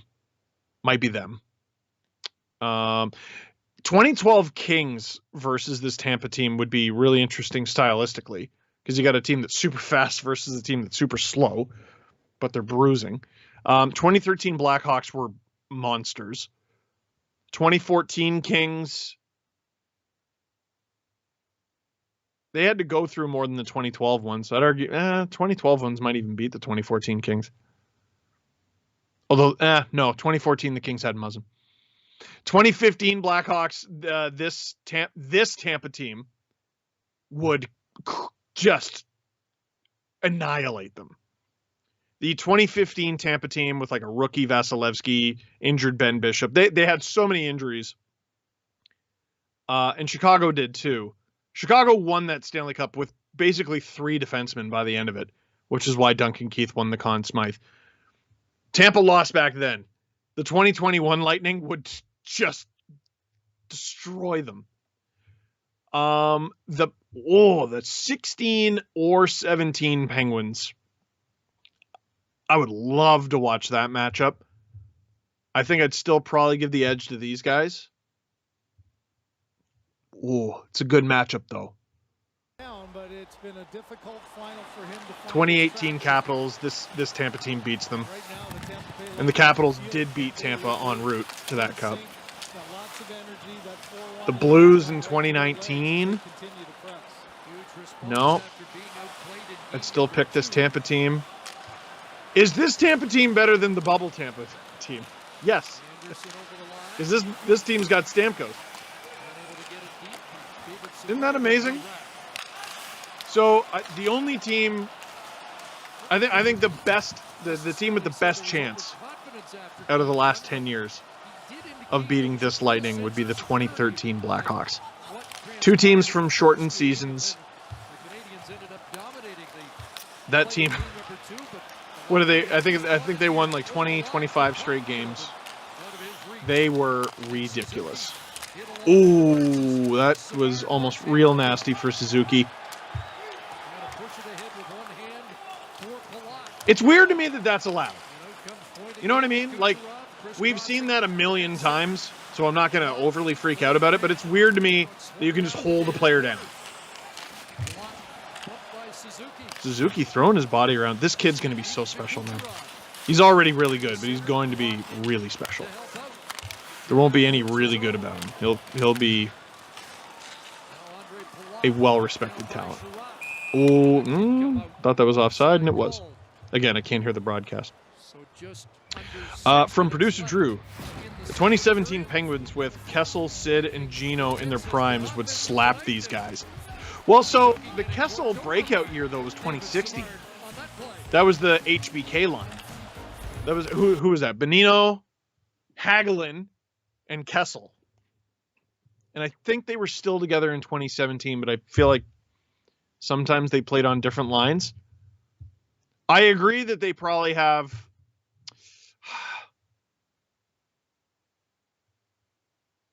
Also, you couldn't beat the 2011 Bruins. You couldn't score on them. Right? It's weird that the list is exclusively good teams. That makes this difficult. I'm looking for the worst one. There are no bad ones. They all won the cup. Darko, if Price loses this finals, is he the best goalie to never win, or is that still Lundqvist or Luongo? Well, first of all, Price is not done. He's like, what, 32? Like, He's got some good years left, and I think he's proved he's got some in the tank. So I guess that's who's the best goalie to never win the Cup. And Henrik Lundqvist and Roberto Luongo are great names to start the conversation with. I'll say this. Lundqvist is not officially retired. And it sounded like he was going to try to come back this year with the Washington Capitals. That ended up not happening. God, it would have been a fantastic story. They could have used him. They ended up going to Craig Anderson in their first round series. Luongo is the easy pick. I also feel like he's the cop-out pick. Lundqvist is like a criminally underrated, disrespected player. I had an argument, like a legit argument with Jason York about Henrik Lundqvist because we were talking about the Hall of Fame. And it was one of those sort of, it's not the Hockey Hall of very good. It's tough when you don't win a championship. And I agree, like the Hockey Hall of Fame should be extremely difficult to get into. And championships certainly help. But Lundqvist dragged some pretty mediocre Rangers teams to deep playoff runs.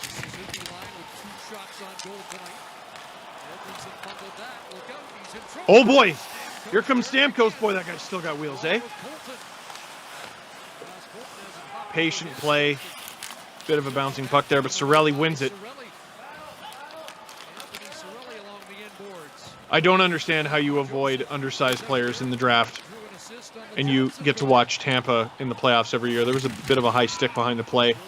Tampa can hardly complain about missed calls in this one, so we'll add that to the tally.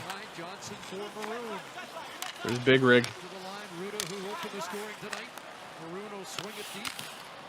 That guy was a free agent for so long, and he's making so little.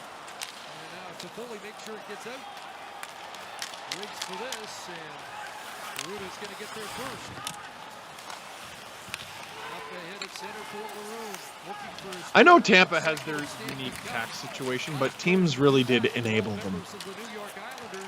Braden Point should have gone in the first round. That's not even revisionist history. That's what like a bunch of bloggers were writing at the time. They're like, look at his numbers. If he was 5'11", like if he was 5'10", he's a slam dunk first rounder.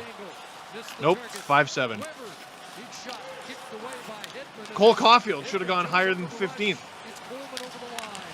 Well, that's a great read from Coleman. Oh, Hedman did get to it, but not the greatest shot, and Coleman just fires it into no man's land, and it almost cost the team. Is that not a trip? Is that not a trip? Boy, if Perry goes down, I think they probably have to call Gosh darn right. Perry's reaching for the puck. That was interesting. I was actually wondering if they were going to call it. Because he technically, that's interesting. Because he technically does not get tripped here. It's just he can't keep going. I've never seen the penalty called, and the guy, they didn't call it.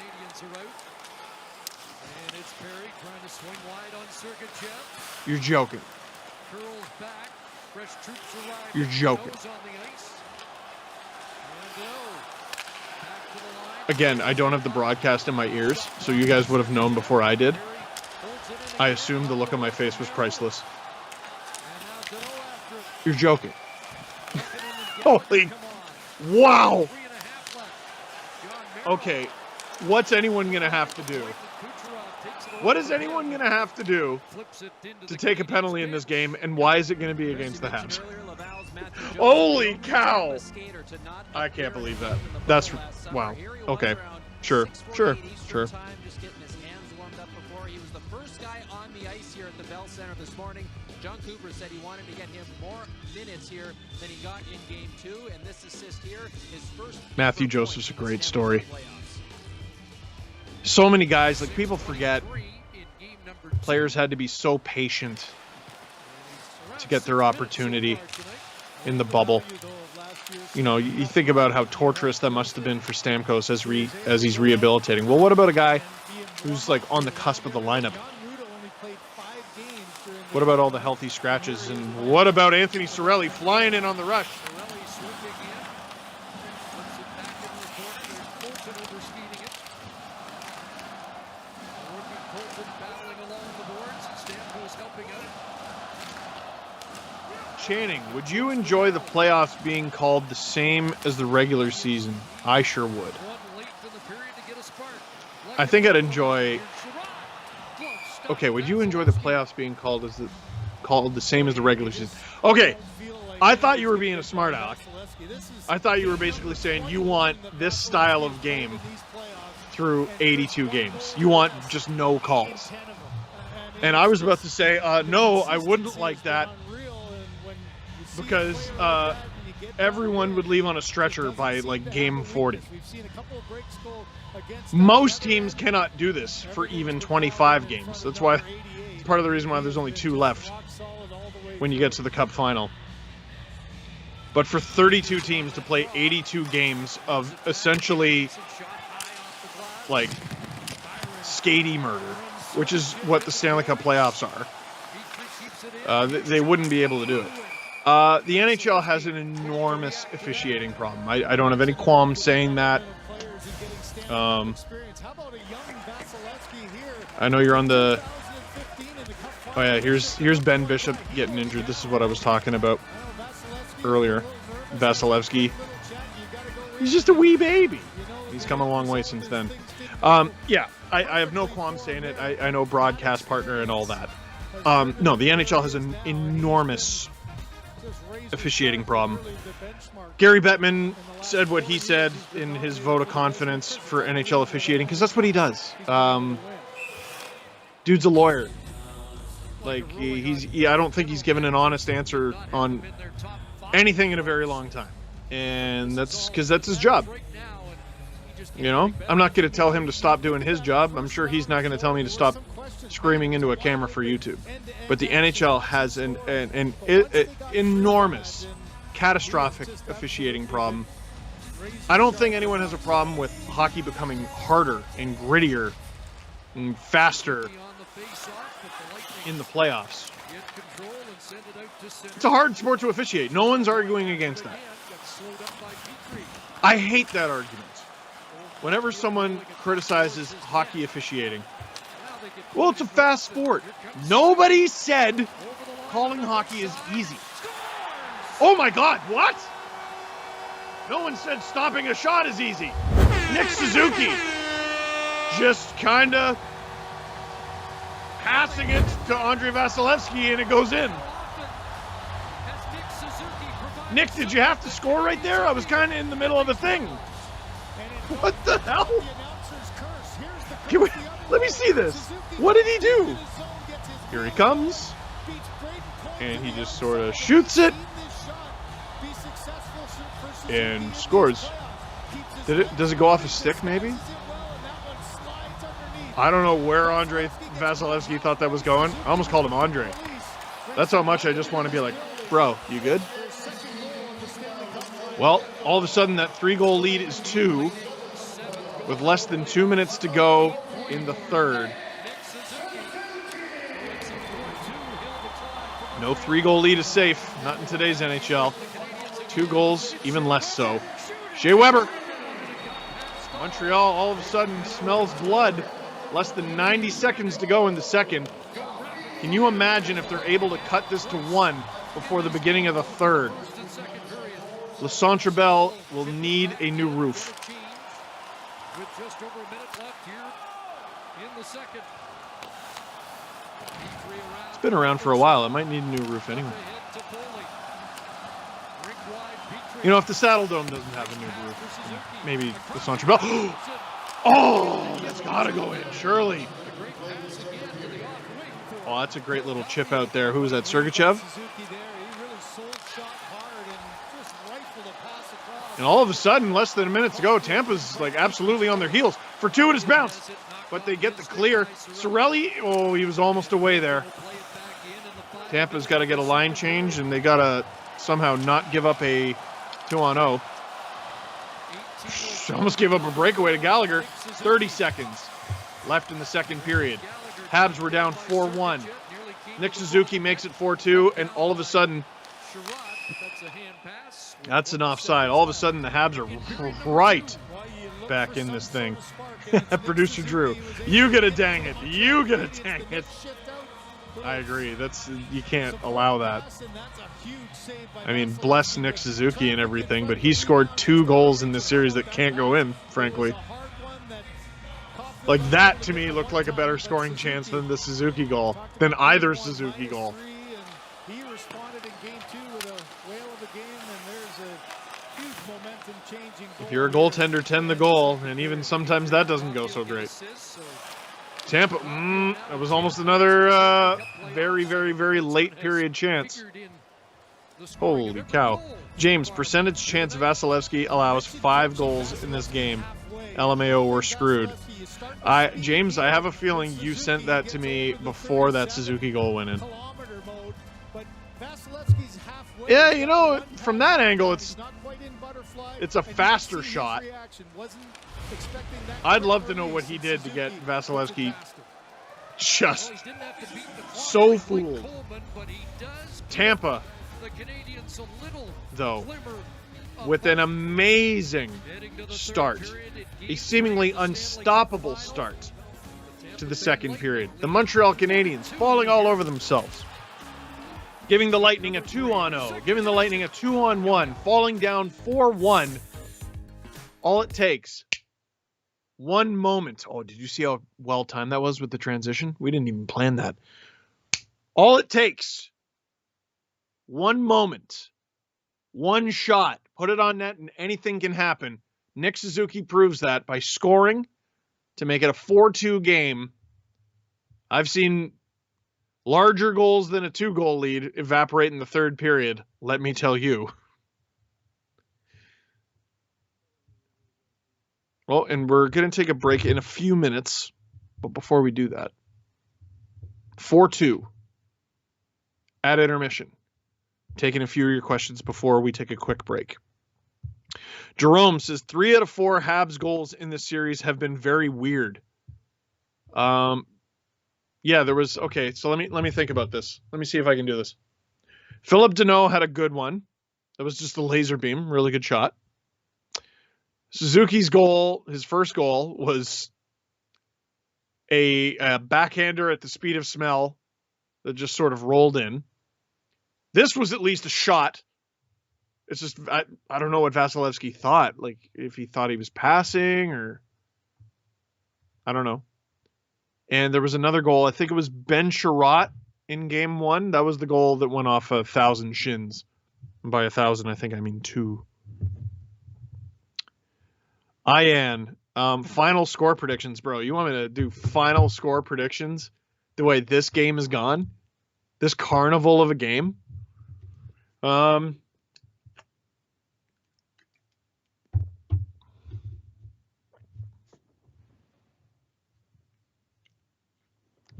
taking my time.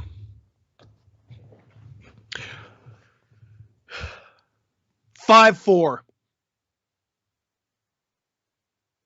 For who? Oh, I don't. You didn't ask me that. You said final score prediction. I gave it to you. Skoll. Do we see if you have pants on tonight? We could do it right now. No, we'll do it when we get back. We'll do it when we get back from break. Is Steve wearing pants? That's after the break. It's a big ticket item. It's a big ticket item. Millie, and I think this is the last question, and then I'll go for a quick break. Wouldn't it be cool if the team that wins the cup wins exemption from the expansion draft? Millie, I love it. I love that idea. That's hilarious. They'll never do it, and there are many good reasons for why they shouldn't do it. But for maximum chaos, that's great. Millie, that's one of the better, more entertaining ideas I've ever heard for how to improve the NHL. Millie, well done. I think that's great. Imagine Tampa, or, well, I haven't won it yet. Imagine whoever wins the Stanley Cup final and Vegas. They're the only teams exempt. I love that. I love that idea. On that extremely high note, we're going to go to break. My name is Steve Dangle. This is Watch the Stanley Cup Final with Steve Dangle. Click like, click subscribe. We'll be right back before the beginning of the third period of Game 3 in Montreal.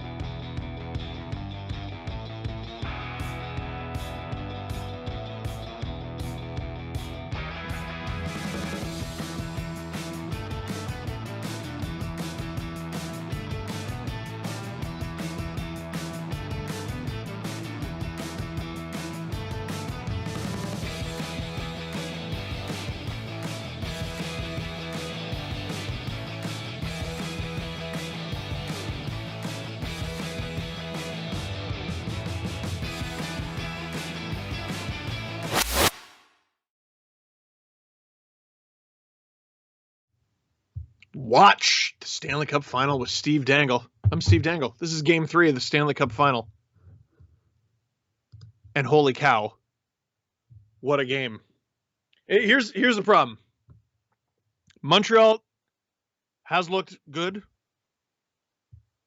Dominant even at times. The better team even. But it's always after Tampa gets 2 goals to open the period. And I just got to say, this business model is not working. And Montreal's got to come out with their best period of the playoffs, frankly. They're down 2 against Tampa. It was all Montreal after they made it 4-2. They were down 4-1. Suzuki scores. It was all Montreal after that. But the Montreal Canadiens, let's not mince words, are up against it. You cannot go down 3-0 in the Stanley Cup Final. And as a Habs fan, you cannot get yourself in a situation where you are trying to invoke a Toronto Maple Leafs team. 1942 Leafs were down 3-0, and they ended up winning. You don't want to be in that position, though. You know how long ago 1942 was? Reason we still talk about it is it never happens. It simply does not happen. Montreal, they're down 2 goals. In today's NHL, come on. You can erase a 2-goal deficit. Give us overtime, we might not even get there. I got a lot of depressing questions. Like, Brad, why do Canadian teams go on magical runs and then lose in the finals? You haven't even lost this game. They're down 2-0. Could be 2-1 by the end of this. Could be 2-2 by the time you head back to Florida. You sound like a Leaf fan. Do you want to be a Leaf fan? Habs fans? Let me ask you that. Let me ask you another question, maybe less depressing. You want to see if I'm wearing pants? Want to play, is Steve wearing pants? Producer Stu, I thought you would pick up on my cue. I was playing coy. It's okay. He's in my ear, just apologizing, just so much. He's so good. He's so good with it, and I caught him off guard. We're deep in the playoffs. We're all playing fatigued here. Is Steve wearing pants? Now, there's been a lot of shorts lately. Is it jeans time? Is it sweatpants time? Is it hockey pants time? What is it? Leave your guess in the chat. 10, 9, 8, 7. Count for yourself. 6, 5, 4, 3. Maybe it's nothing. 2, 1. Get this out of the way. Oh, God, I moved the whole computer.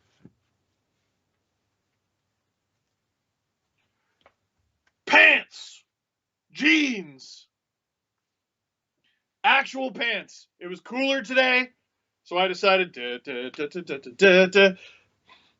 to do these. It's good for the back.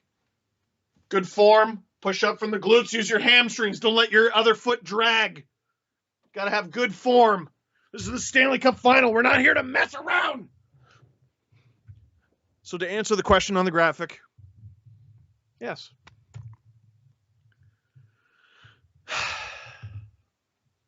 Here you go. Let me get to some more of your questions as we get back to hockey here. Jack, is the hardest thing in your life... We're getting really existential to start that one there, Jack. Is the hardest thing in your life being a Leafs fan? It's the hardest thing in my life? Question mark. It's the hardest thing in my life. I feel like that question mark shouldn't have been there. It's the hardest thing in my life being a Leaf fan. No. It's maybe the most inconvenient. It's maybe the most annoying. But, like, I'm an adult, and it's hard. Like, I feel like school is designed to prepare you for a job. It's designed to prepare you for your future career. And I'm pretty happy in my career, I gotta say. But as an adult, I feel woefully unprepared. Didn't you hear what I said off the top of the stream? This stream almost didn't happen because I almost destroyed the computer that I'm doing the stream on. How did I almost destroy it? Well, because the door to this room fell off its hinges. I made it sound like it fell off the hinges and into this computer. That's not what happened. It fell off its hinges days ago. And what I did was to prevent some of the sound, some of the echo, I just put the door up, like half covering the door. And then I was carrying something into this room and I tried to squeeze by it, but I glanced it with my booty. And my booty almost cost me $3,000 because the door that I have not replaced because I don't know how to. What was replace a door class? Never had that. Fell into this computer. So thanks for that question, Jack. That was great.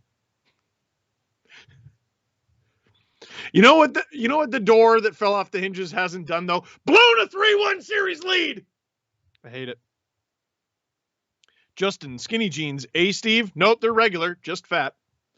Carter, what snack did you grab, or did the producer lie to us with the graphic? They lied. You agreed to stay away. I lied. Carl, what do the Habs need to do in the third? Score at least 2 goals. I mean, it's just been the attention to detail with this team. The Sherratt play with 5 seconds left in the second in game 2. The mystifying Edmondson giveaway near the end of game 2. Allowing a 2-on-0. I'm not even going to talk about the first 2 goals of this game because the game was well within reach. The game would be tied right now. Had Montreal not given up a 2-on-0 and then a 2-on-1 goal, less than 4 minutes into a period, they had to have a good start in. You can't have back-to-back starts to periods that look like that.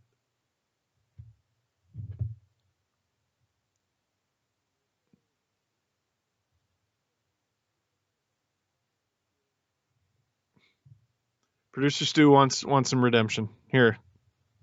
Okay, let's see if you can do this, all right?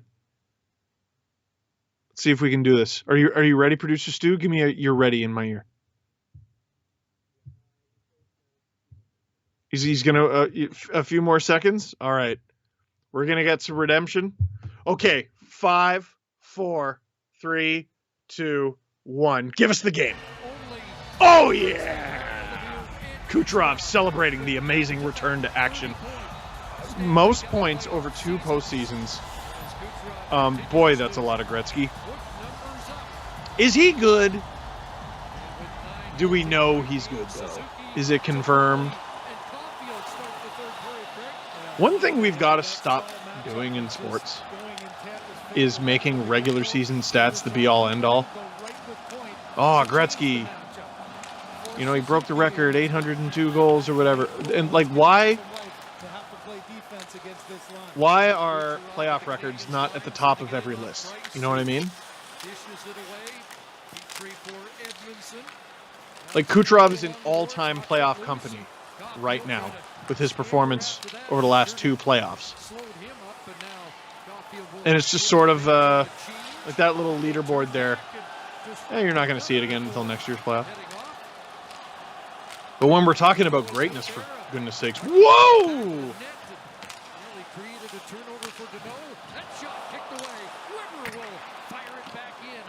Vasilevsky having to look sharp in Montreal. Doing their best. They're going to be putting everything on net, but he gobbles that up.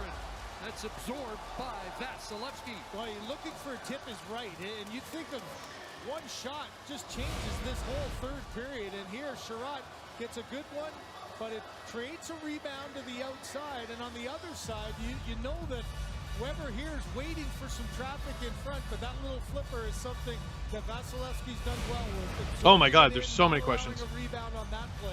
Chris, what's your lucky snack to intimate a comeback? I need it now. Well, it was carrot muffins.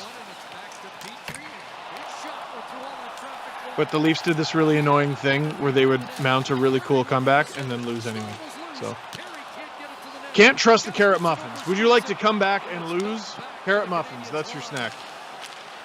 Would you like to come back and win? Well, as of yet, I have not discovered this food. I should be asking you guys.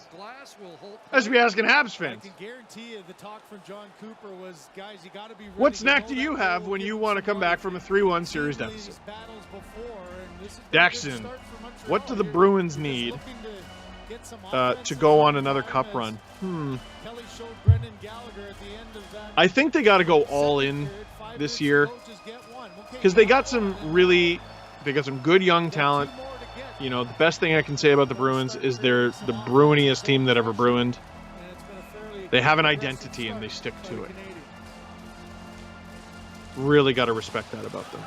But time comes for us all.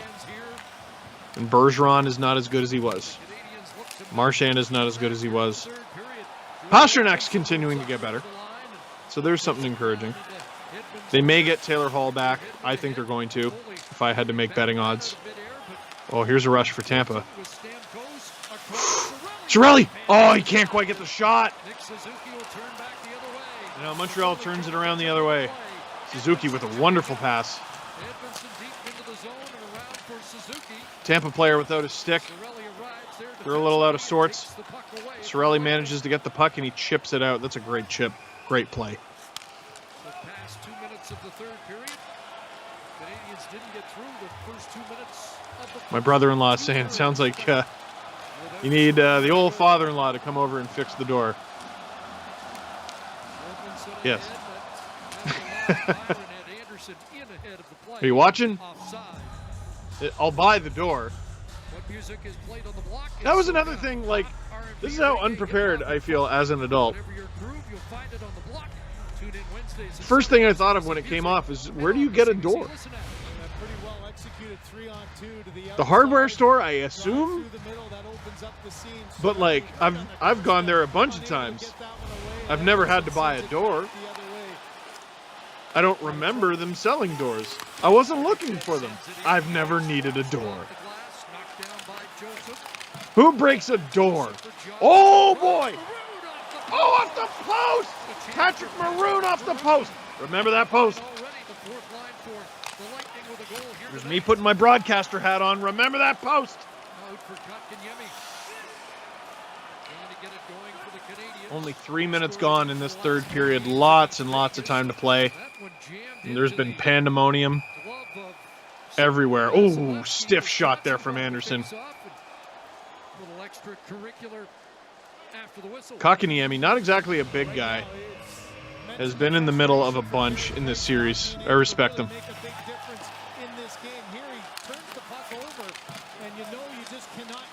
Oh.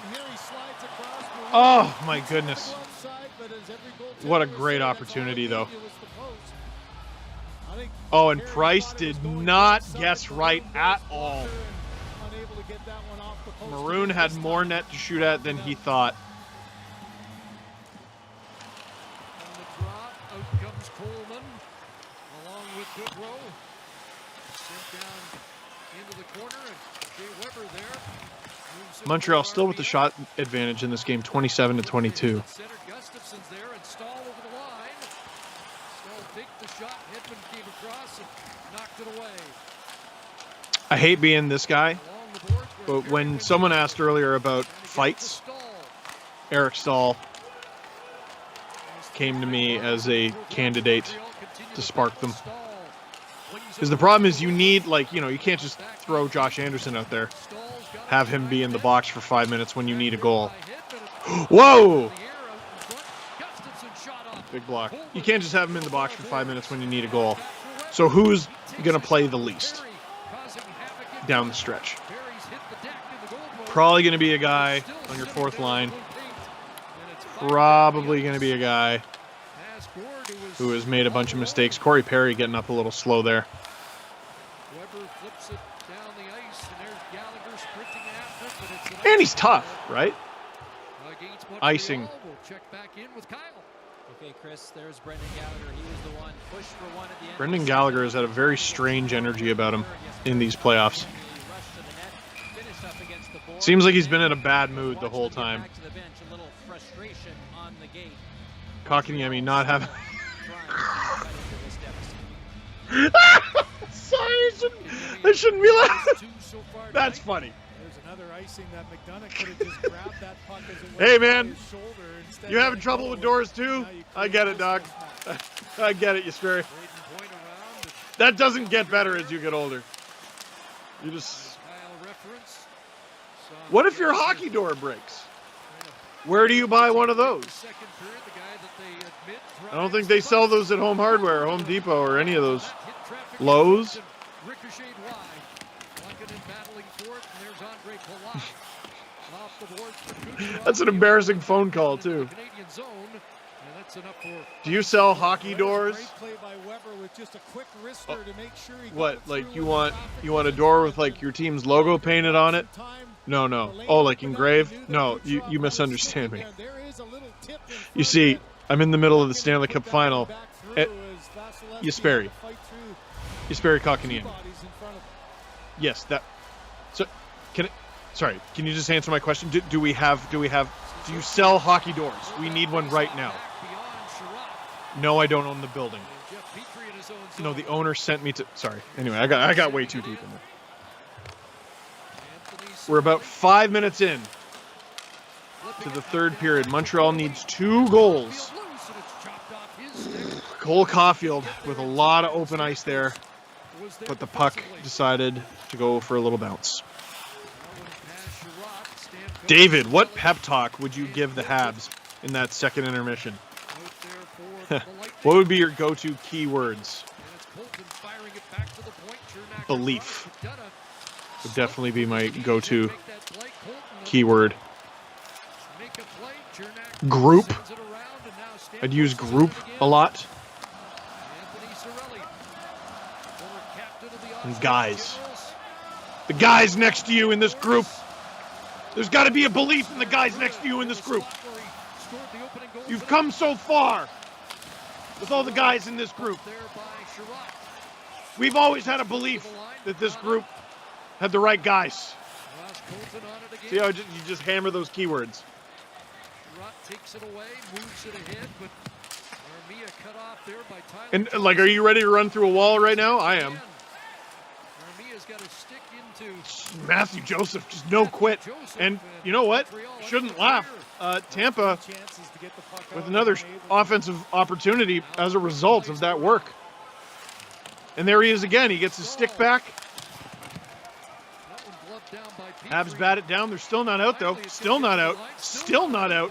Still. There they go. Caulfield Finally out. to center where That is Joseph a dogged depth battling shift along with Armia.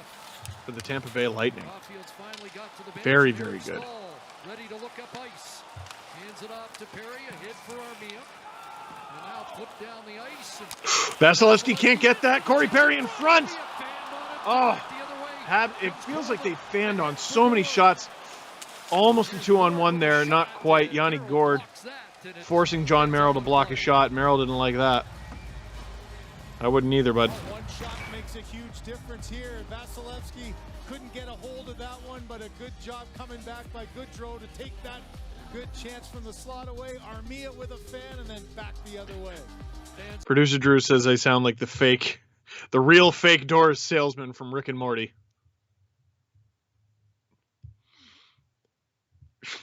Shut up. Watch the Stanley Cup final with Steve Dangle. Click like, click subscribe. Tell all your friends. And even if you don't tell all your friends, gosh, it's nice for you to be here. Are you at work?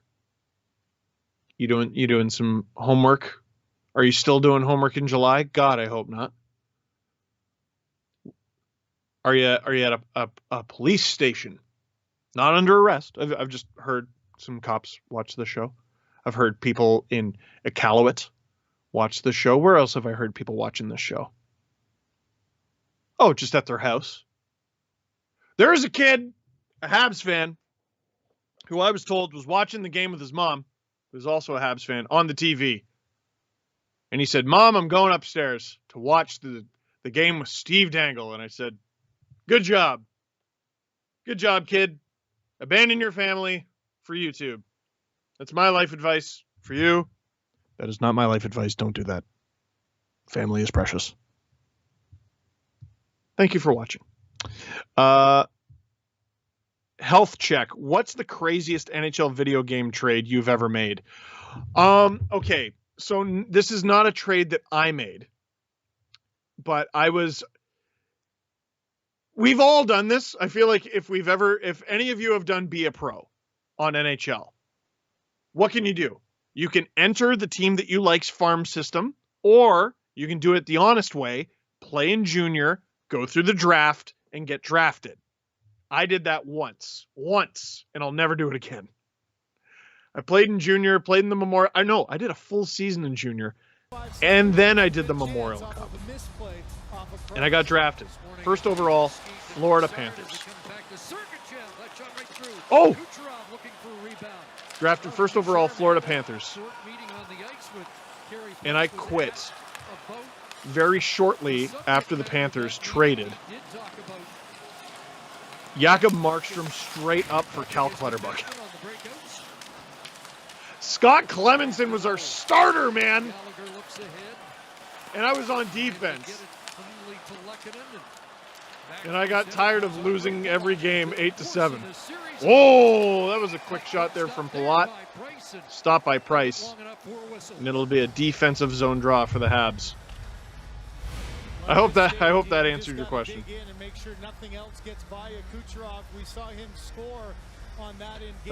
Friend just texted me, come over.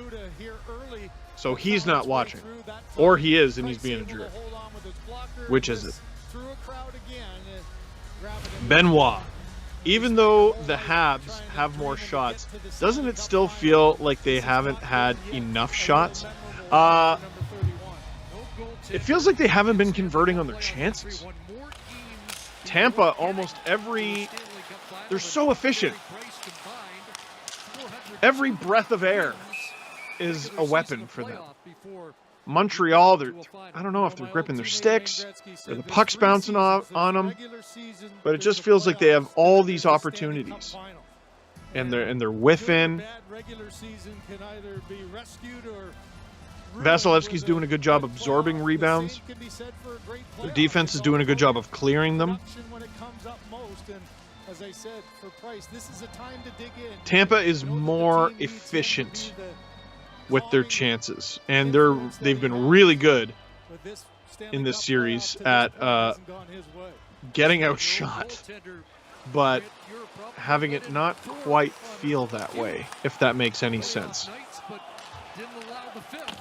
You could get 20 chances, they could get 8, and you'd end up with the same amount of goals, is what Tampa makes it feel like.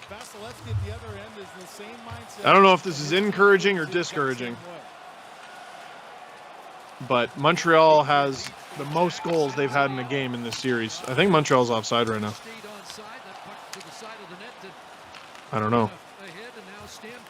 Stamkos rush again.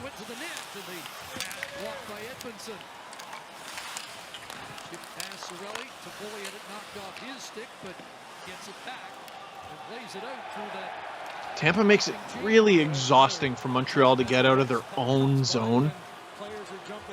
And when you can't get out of your own zone, it's just so difficult to make things happen. And I just looked up, because I hadn't in a while. 8.5 minutes already gone in this third period. There's still a lot of time left. Vasilevsky's just a robot. My God. Through traffic absorbing that. But already nearly 9 minutes gone in this third period. Habs still need 2 goals. That's a great pass from Danault. Shot through traffic, like Gallagher and Anderson, they're doing their job. That's wild. So Vasilevsky sees where the shot is taken. couldn't possibly have followed it all the way, still caught it. NHL goalies, man. It's amazing that, like, losers like me get to be like, why'd you leave your net to play the puck? You suck. Oh, I'm going to goof on you, and dang it. Meanwhile, they're able to do stuff like that. They might need some help from the ghosts here tonight as There's well. ice. Rose, do you think Taylor shall be a... Oh. Taylor shall be a good fit? I read that wrong. Do you think Taylor Hall would be a good fit for Montreal? You know, it feels like... Oh, this could be something here. That's the first time I've said that all game. I've been counting. It feels like Montreal has got guys on the wing now. Oh, Eric Stahl, who I said should have fought and gone to the box with a really good scoring chance there, and the net comes off. It feels like Montreal has done a good job on the wings, and they have help coming on the wings. Toffoli was a wonderful signing. They traded for Anderson. They drafted Caulfield. Another center would be good. You can't have enough, really, can you? Yes, they have Suzuki. Yes, they have Kotkaniemi. But what if you had those guys and another one?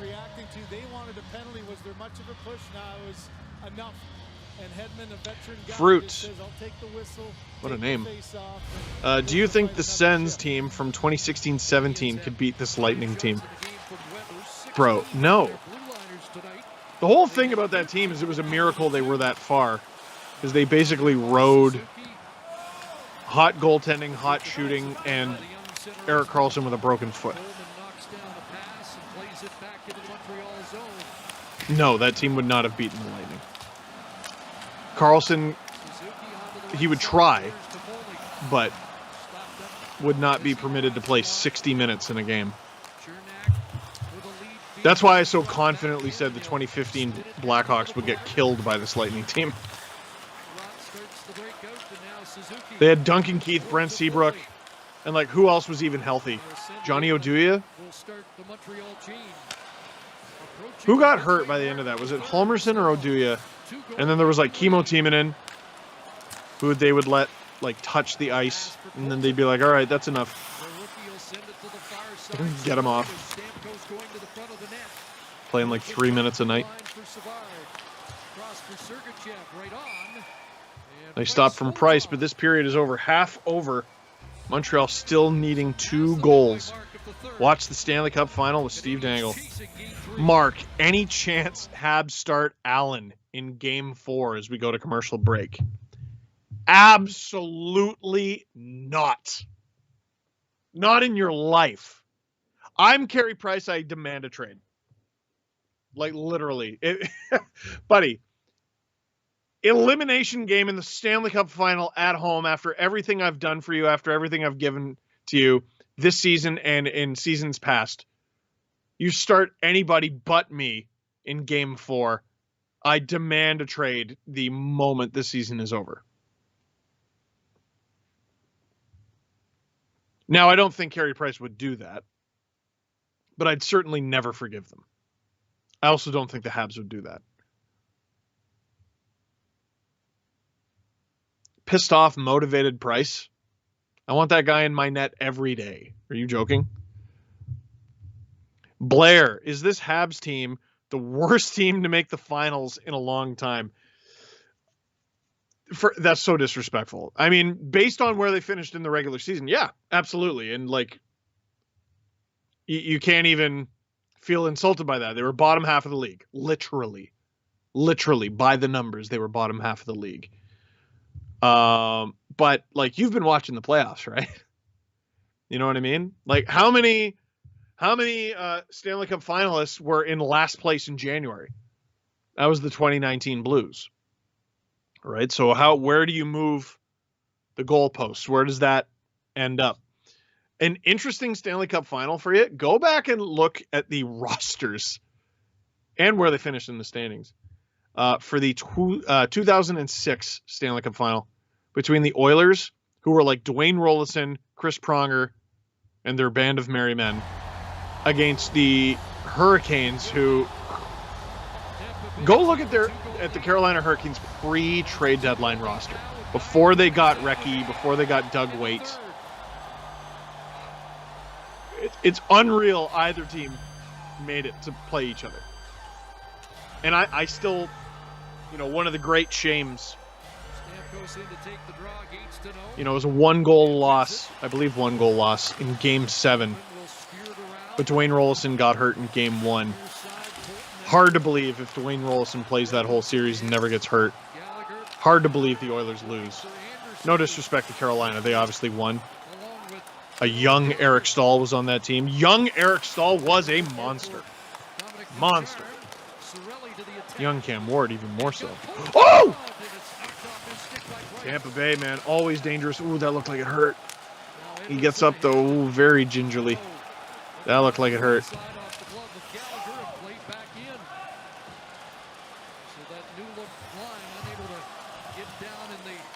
Carter, Steve, do you know which team actually has more Canadian players? No.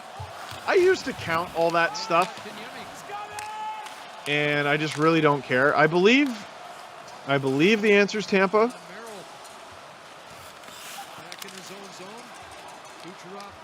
What I've always wanted to calculate, and it's a pain. So, like, even if Tampa has the most Canadian players, let's say that's true. Well, how much of an impact do they have on the roster? So even though they are the largest in number, what is their impact? Braden Point, obviously huge impact. Steven Stamkos, huge. Kucherov ain't Canadian. Neither is Vasilevsky. Neither is Hedman, who won the Conn Smythe for them last year. Neither is Sergachev. Neither is Palat. Montreal's got Caulfield. Actually, is Montreal more Canadian? They might be. But, like, for example, with that math equation, people talk about, like, the average height or average weight of a team. They want to talk about the size of a team. Okay, that's just based on the names on the roster. How is it divided by in Iceland? Right? So if you got 4 defensemen who are 6'5", and you have 2 guys who are 5'9", but the 5'9" dudes play 26 minutes each. You know what I mean? Oh, big chance! Oh, and Corey Perry just cannot quite stick handle in a phone booth. Just over 7 minutes to go. I think I'm going to slow down in your questions. We're watching a hockey game. Producer Drew says, according to hockeyreference.com, Montreal has 17 Canadian players. Tampa has 17 players. Montreal has 18.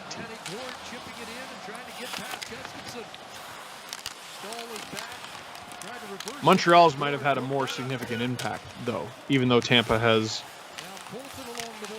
Or no, Montreal has larger numbers, and they would have had larger impact. There we go. Tampa Bay not taking their foot off the gas offensively. And their defense starts in the offensive zone. God, they make it a nightmare for Montreal to get out of their own zone.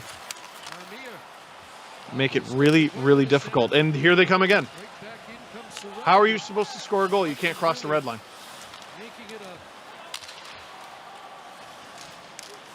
How are you supposed to? They can barely get past their own blue line. Oh, but they got past it now. Here they go. Oh! Up and over. Can't clear the zone, though. That was a poor attempt by Palat. Very rare from him. And now they get out. Kucherov to Palat. Who remembers the triplets line from 2015? Wasn't that Kucherov, a young Palat, and a young Tyler Johnson? Oh, what a back check there by Palat. Coleman somehow still in this game.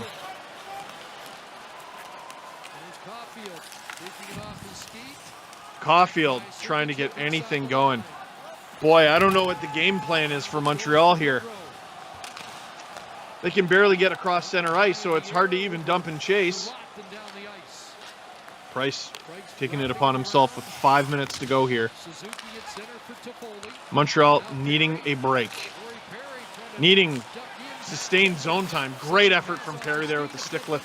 And again, Tampa, they haven't cleared it yet. Is that not a high stick? Not quite. And they clear it. Just put in some good defensive work. 30 to 45 seconds. Line change. Here comes Tyler Johnson. Shoots. Oh, he gets the rebound and he scores! The 3-goal lead restored. Tyler Johnson. Elation from the Tampa Bay Lightning. Devastation on the face of the Montreal Canadiens. Tampa Bay. I've been raving about them for the past few minutes. Other than that Corey Perry almost opportunity, Tampa has not given them anything. Matthew Joseph, great job to get back on side. And Tyler Johnson gets his own rebound, shovels it in past Price. I wonder if they review this for offside. I mean, you don't have much to lose. You're down 3 with about 5 minutes to go. Under 5 minutes to go. I'd love to see the slower angle. Oh, and Price almost gets a piece of the rebound. Well, he does get a piece of the rebound, I should say. He almost saves it. And nope, they're just down 3. Montreal with 4.5 minutes to tie this thing up. Stranger things have happened.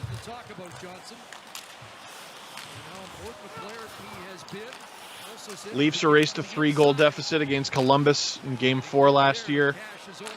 I believe there was less than 4 minutes on the clock, about 3.5 minutes on the clock. There was a Montreal versus Ottawa game where I think a 4-1 lead was erased in 2 minutes. A goal! There you go. Starts with 1. Corey Perry picking corners, an absolute snipe. With Price on the bench, it's 5-3 now. 4:02 remaining. Habs get 1. They need 2 more. Look at it. Does it look like anybody's left? Does it look like anybody's left?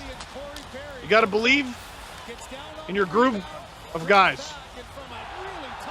Holy, what a shot, Perry. Oh, and Vasilevsky really does not give him much to shoot at there. Look at the gap. Look at the gap. Oh, by the time he gets up there, what a laser beam from Corey Perry. Oh. Will this be ice? No. Less than 4 minutes to go. That's a stiff hit on Weber. Tampa's got to get back to what they were doing just a few minutes ago. Just put everything on net, put all kinds of pressure, make it difficult to get out of their own zone. And now Montreal's away. And here's a 2-on-1. Oh, I was looking behind Vasilevsky, waiting to see that sliver of black puck on the blue paint. I'm sorry, this is hockey in 2021. If you're changing the channel right now, you're a big dummy. This game ain't over. It ain't over. Vasilevsky, it's unbelievable he was able to compress like that. Oh, commercial break. If anyone's leaving right now, I think you're a silly goose. Producer Drew reminding me I did predict a 5-4 finish. I don't think Habs fans want to hear any of that. Less than 4 minutes to go. They still need 2 goals. But there's something about the energy of this team, the vibe. Whenever something goes their way, it feels like 5 or 6 more things are about to go their way. Huge celebration from Anderson. You saw. It went right to their feet. And all of a sudden, Tyler Johnson, I mean, what an insurance marker. Imagine he doesn't get that goal. What this game looks like right now. It's still not the most comfortable position. Oh, baby. Paint. How do you feel about the Leafs being removed from the cup altogether in 2 years? I mean, It's just another reason to call them pathetic. You know what I mean? It's not like I have this amazing affinity for the 67 Cup. That was 21 years before I was born. So, Habs fans, win or lose tonight, you know the Leafs still suck, right? Okay, good. Good for you. Good for you. I just thought I'd remind you as your pal. As your friend. Do we have any non-Leafs questions here? Chris, could Montreal really make the finals and then miss the playoffs the following year? I mean, yeah, they could, but they wouldn't be the first. Like the Devils. The Dynasty, Brodeur, can do no wrong Devils.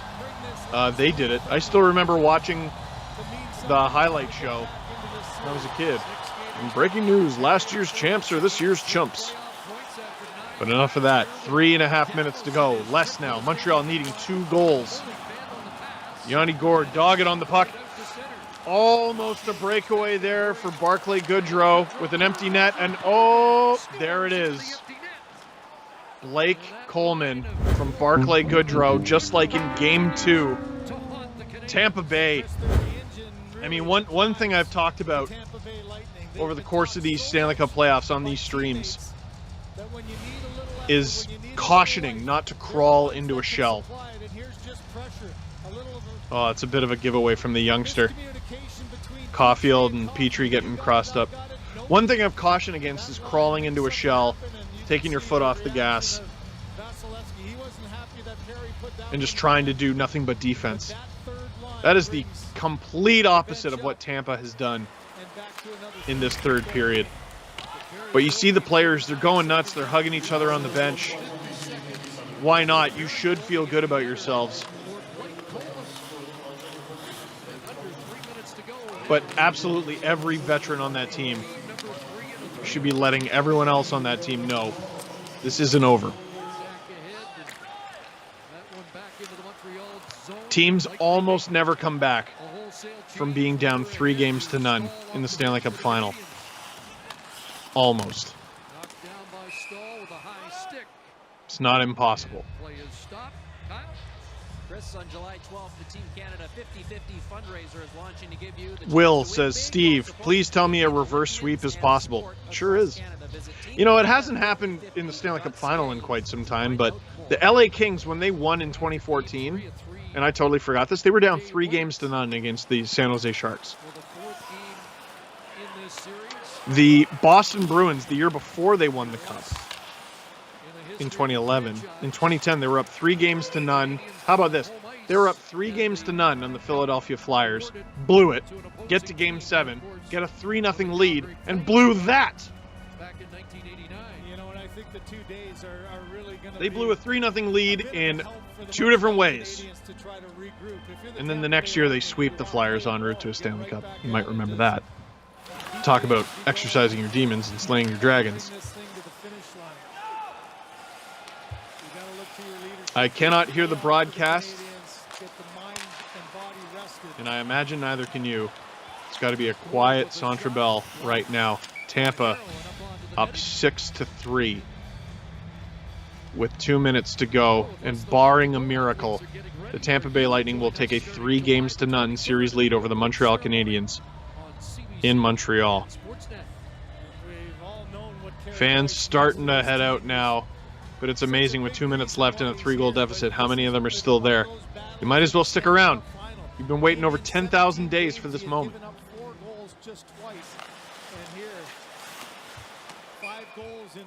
You got to remember, the Montreal Canadiens are only here.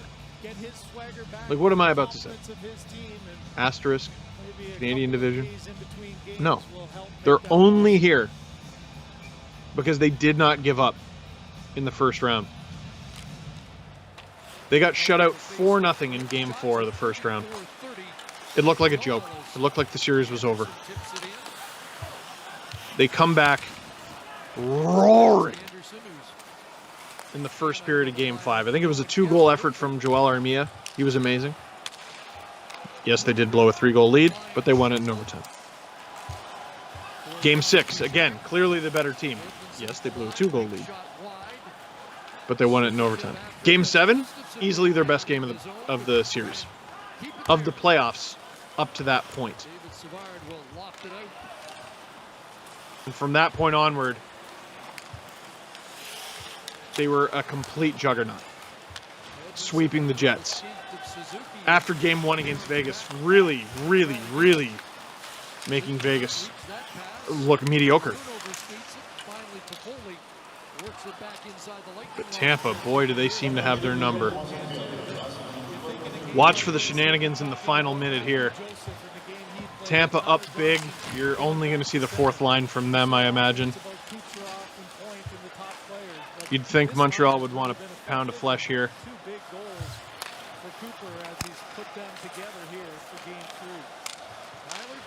Big rig out there. And Tampa's just playing their game. Just try to keep it in the corner. Montreal breaking out. You might as well try to get one. Feel good about yourself. Here they come.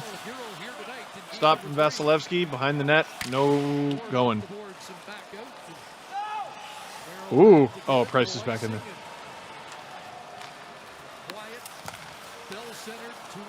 Boy, getting across center is just impossible against these guys. And with an explosive effort, with an incredible ability to capitalize on mistakes, with precision and efficiency, the Tampa Bay Lightning methodically pulling off the 6-3 win in Montreal, taking a 3-0 series lead.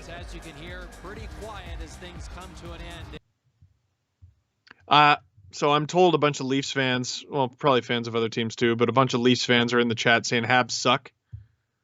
Habs are in the Stanley Cup final, bud. Also, you've had a month to come up with something better than Habs suck. You've had a month of not watching any hockey, certainly not from your team. You can maybe say Sabres suck. You can't say Habs suck. They ran the Leaf show for 3 straight games, punched their ticket to the second round. Then they swept the Jets, punched their ticket to the third round. By the end of the series, I thought they dominated Vegas, punched their ticket to the Stanley Cup final. And they're still in it. Watch Game 4 with Steve Dangle. Me. Monday at 8 p.m. Eastern. We'll be back in Montreal, where they will have a chance to win Game 4. And then it'll still be a 3-1 series deficit, granted. But it'll continue to Game 5. And then they'll have a chance to win Game 5. Maybe they do. And then they'll have a chance to continue to Game 6. You know what I'm going to say next. Eliza. What could they change in the lineup for Game 4? I don't think it's a lineup issue. The Habs have played perfectly for so long in these playoffs. The mistakes they're making are fascinating. I don't know if it's Tampa's hockey sense, if it's John Cooper's brilliance, fatigue on Montreal's part. I don't know what it is. I think Montreal's been playing well, but the mistakes they've been making are unacceptable. And you just cannot make them against this Tampa Bay Lightning team.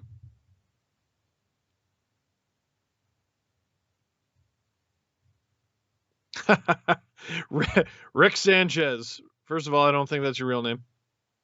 If Habs win 4 straight, I'll buy a jersey and eat it. Test me. All right, Rick, we're holding you to that. You'll be indigestion, Rick. Lucas, is this series ending in 4? What's your honest opinion? No. I think Montreal pulls off the Game 4 victory on Monday, because they've proven over and over again in these playoffs, when their backs are against the wall, they play their best. They play their most methodical. They play with the most attention to detail. I think they'll be okay. But I don't think anything will give them more motivation than the fact that on Monday, Game 4, the Stanley Cup will be in the building.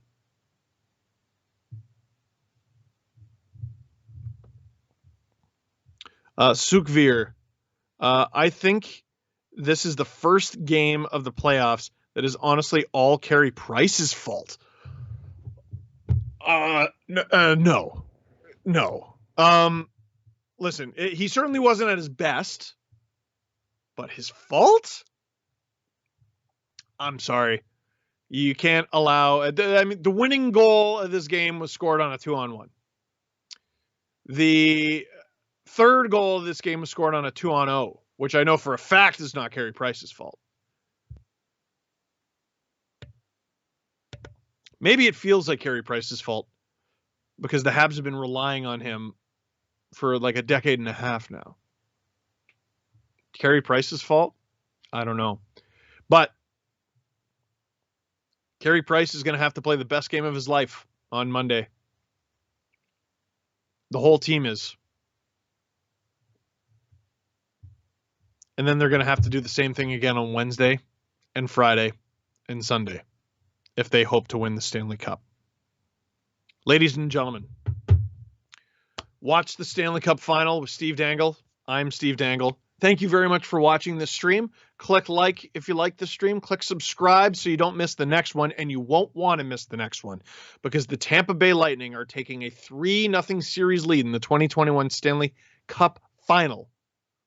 They're taking that into Game 4 in Montreal, where I will be here. Hopefully you'll be here. And the Stanley Cup will be in the building.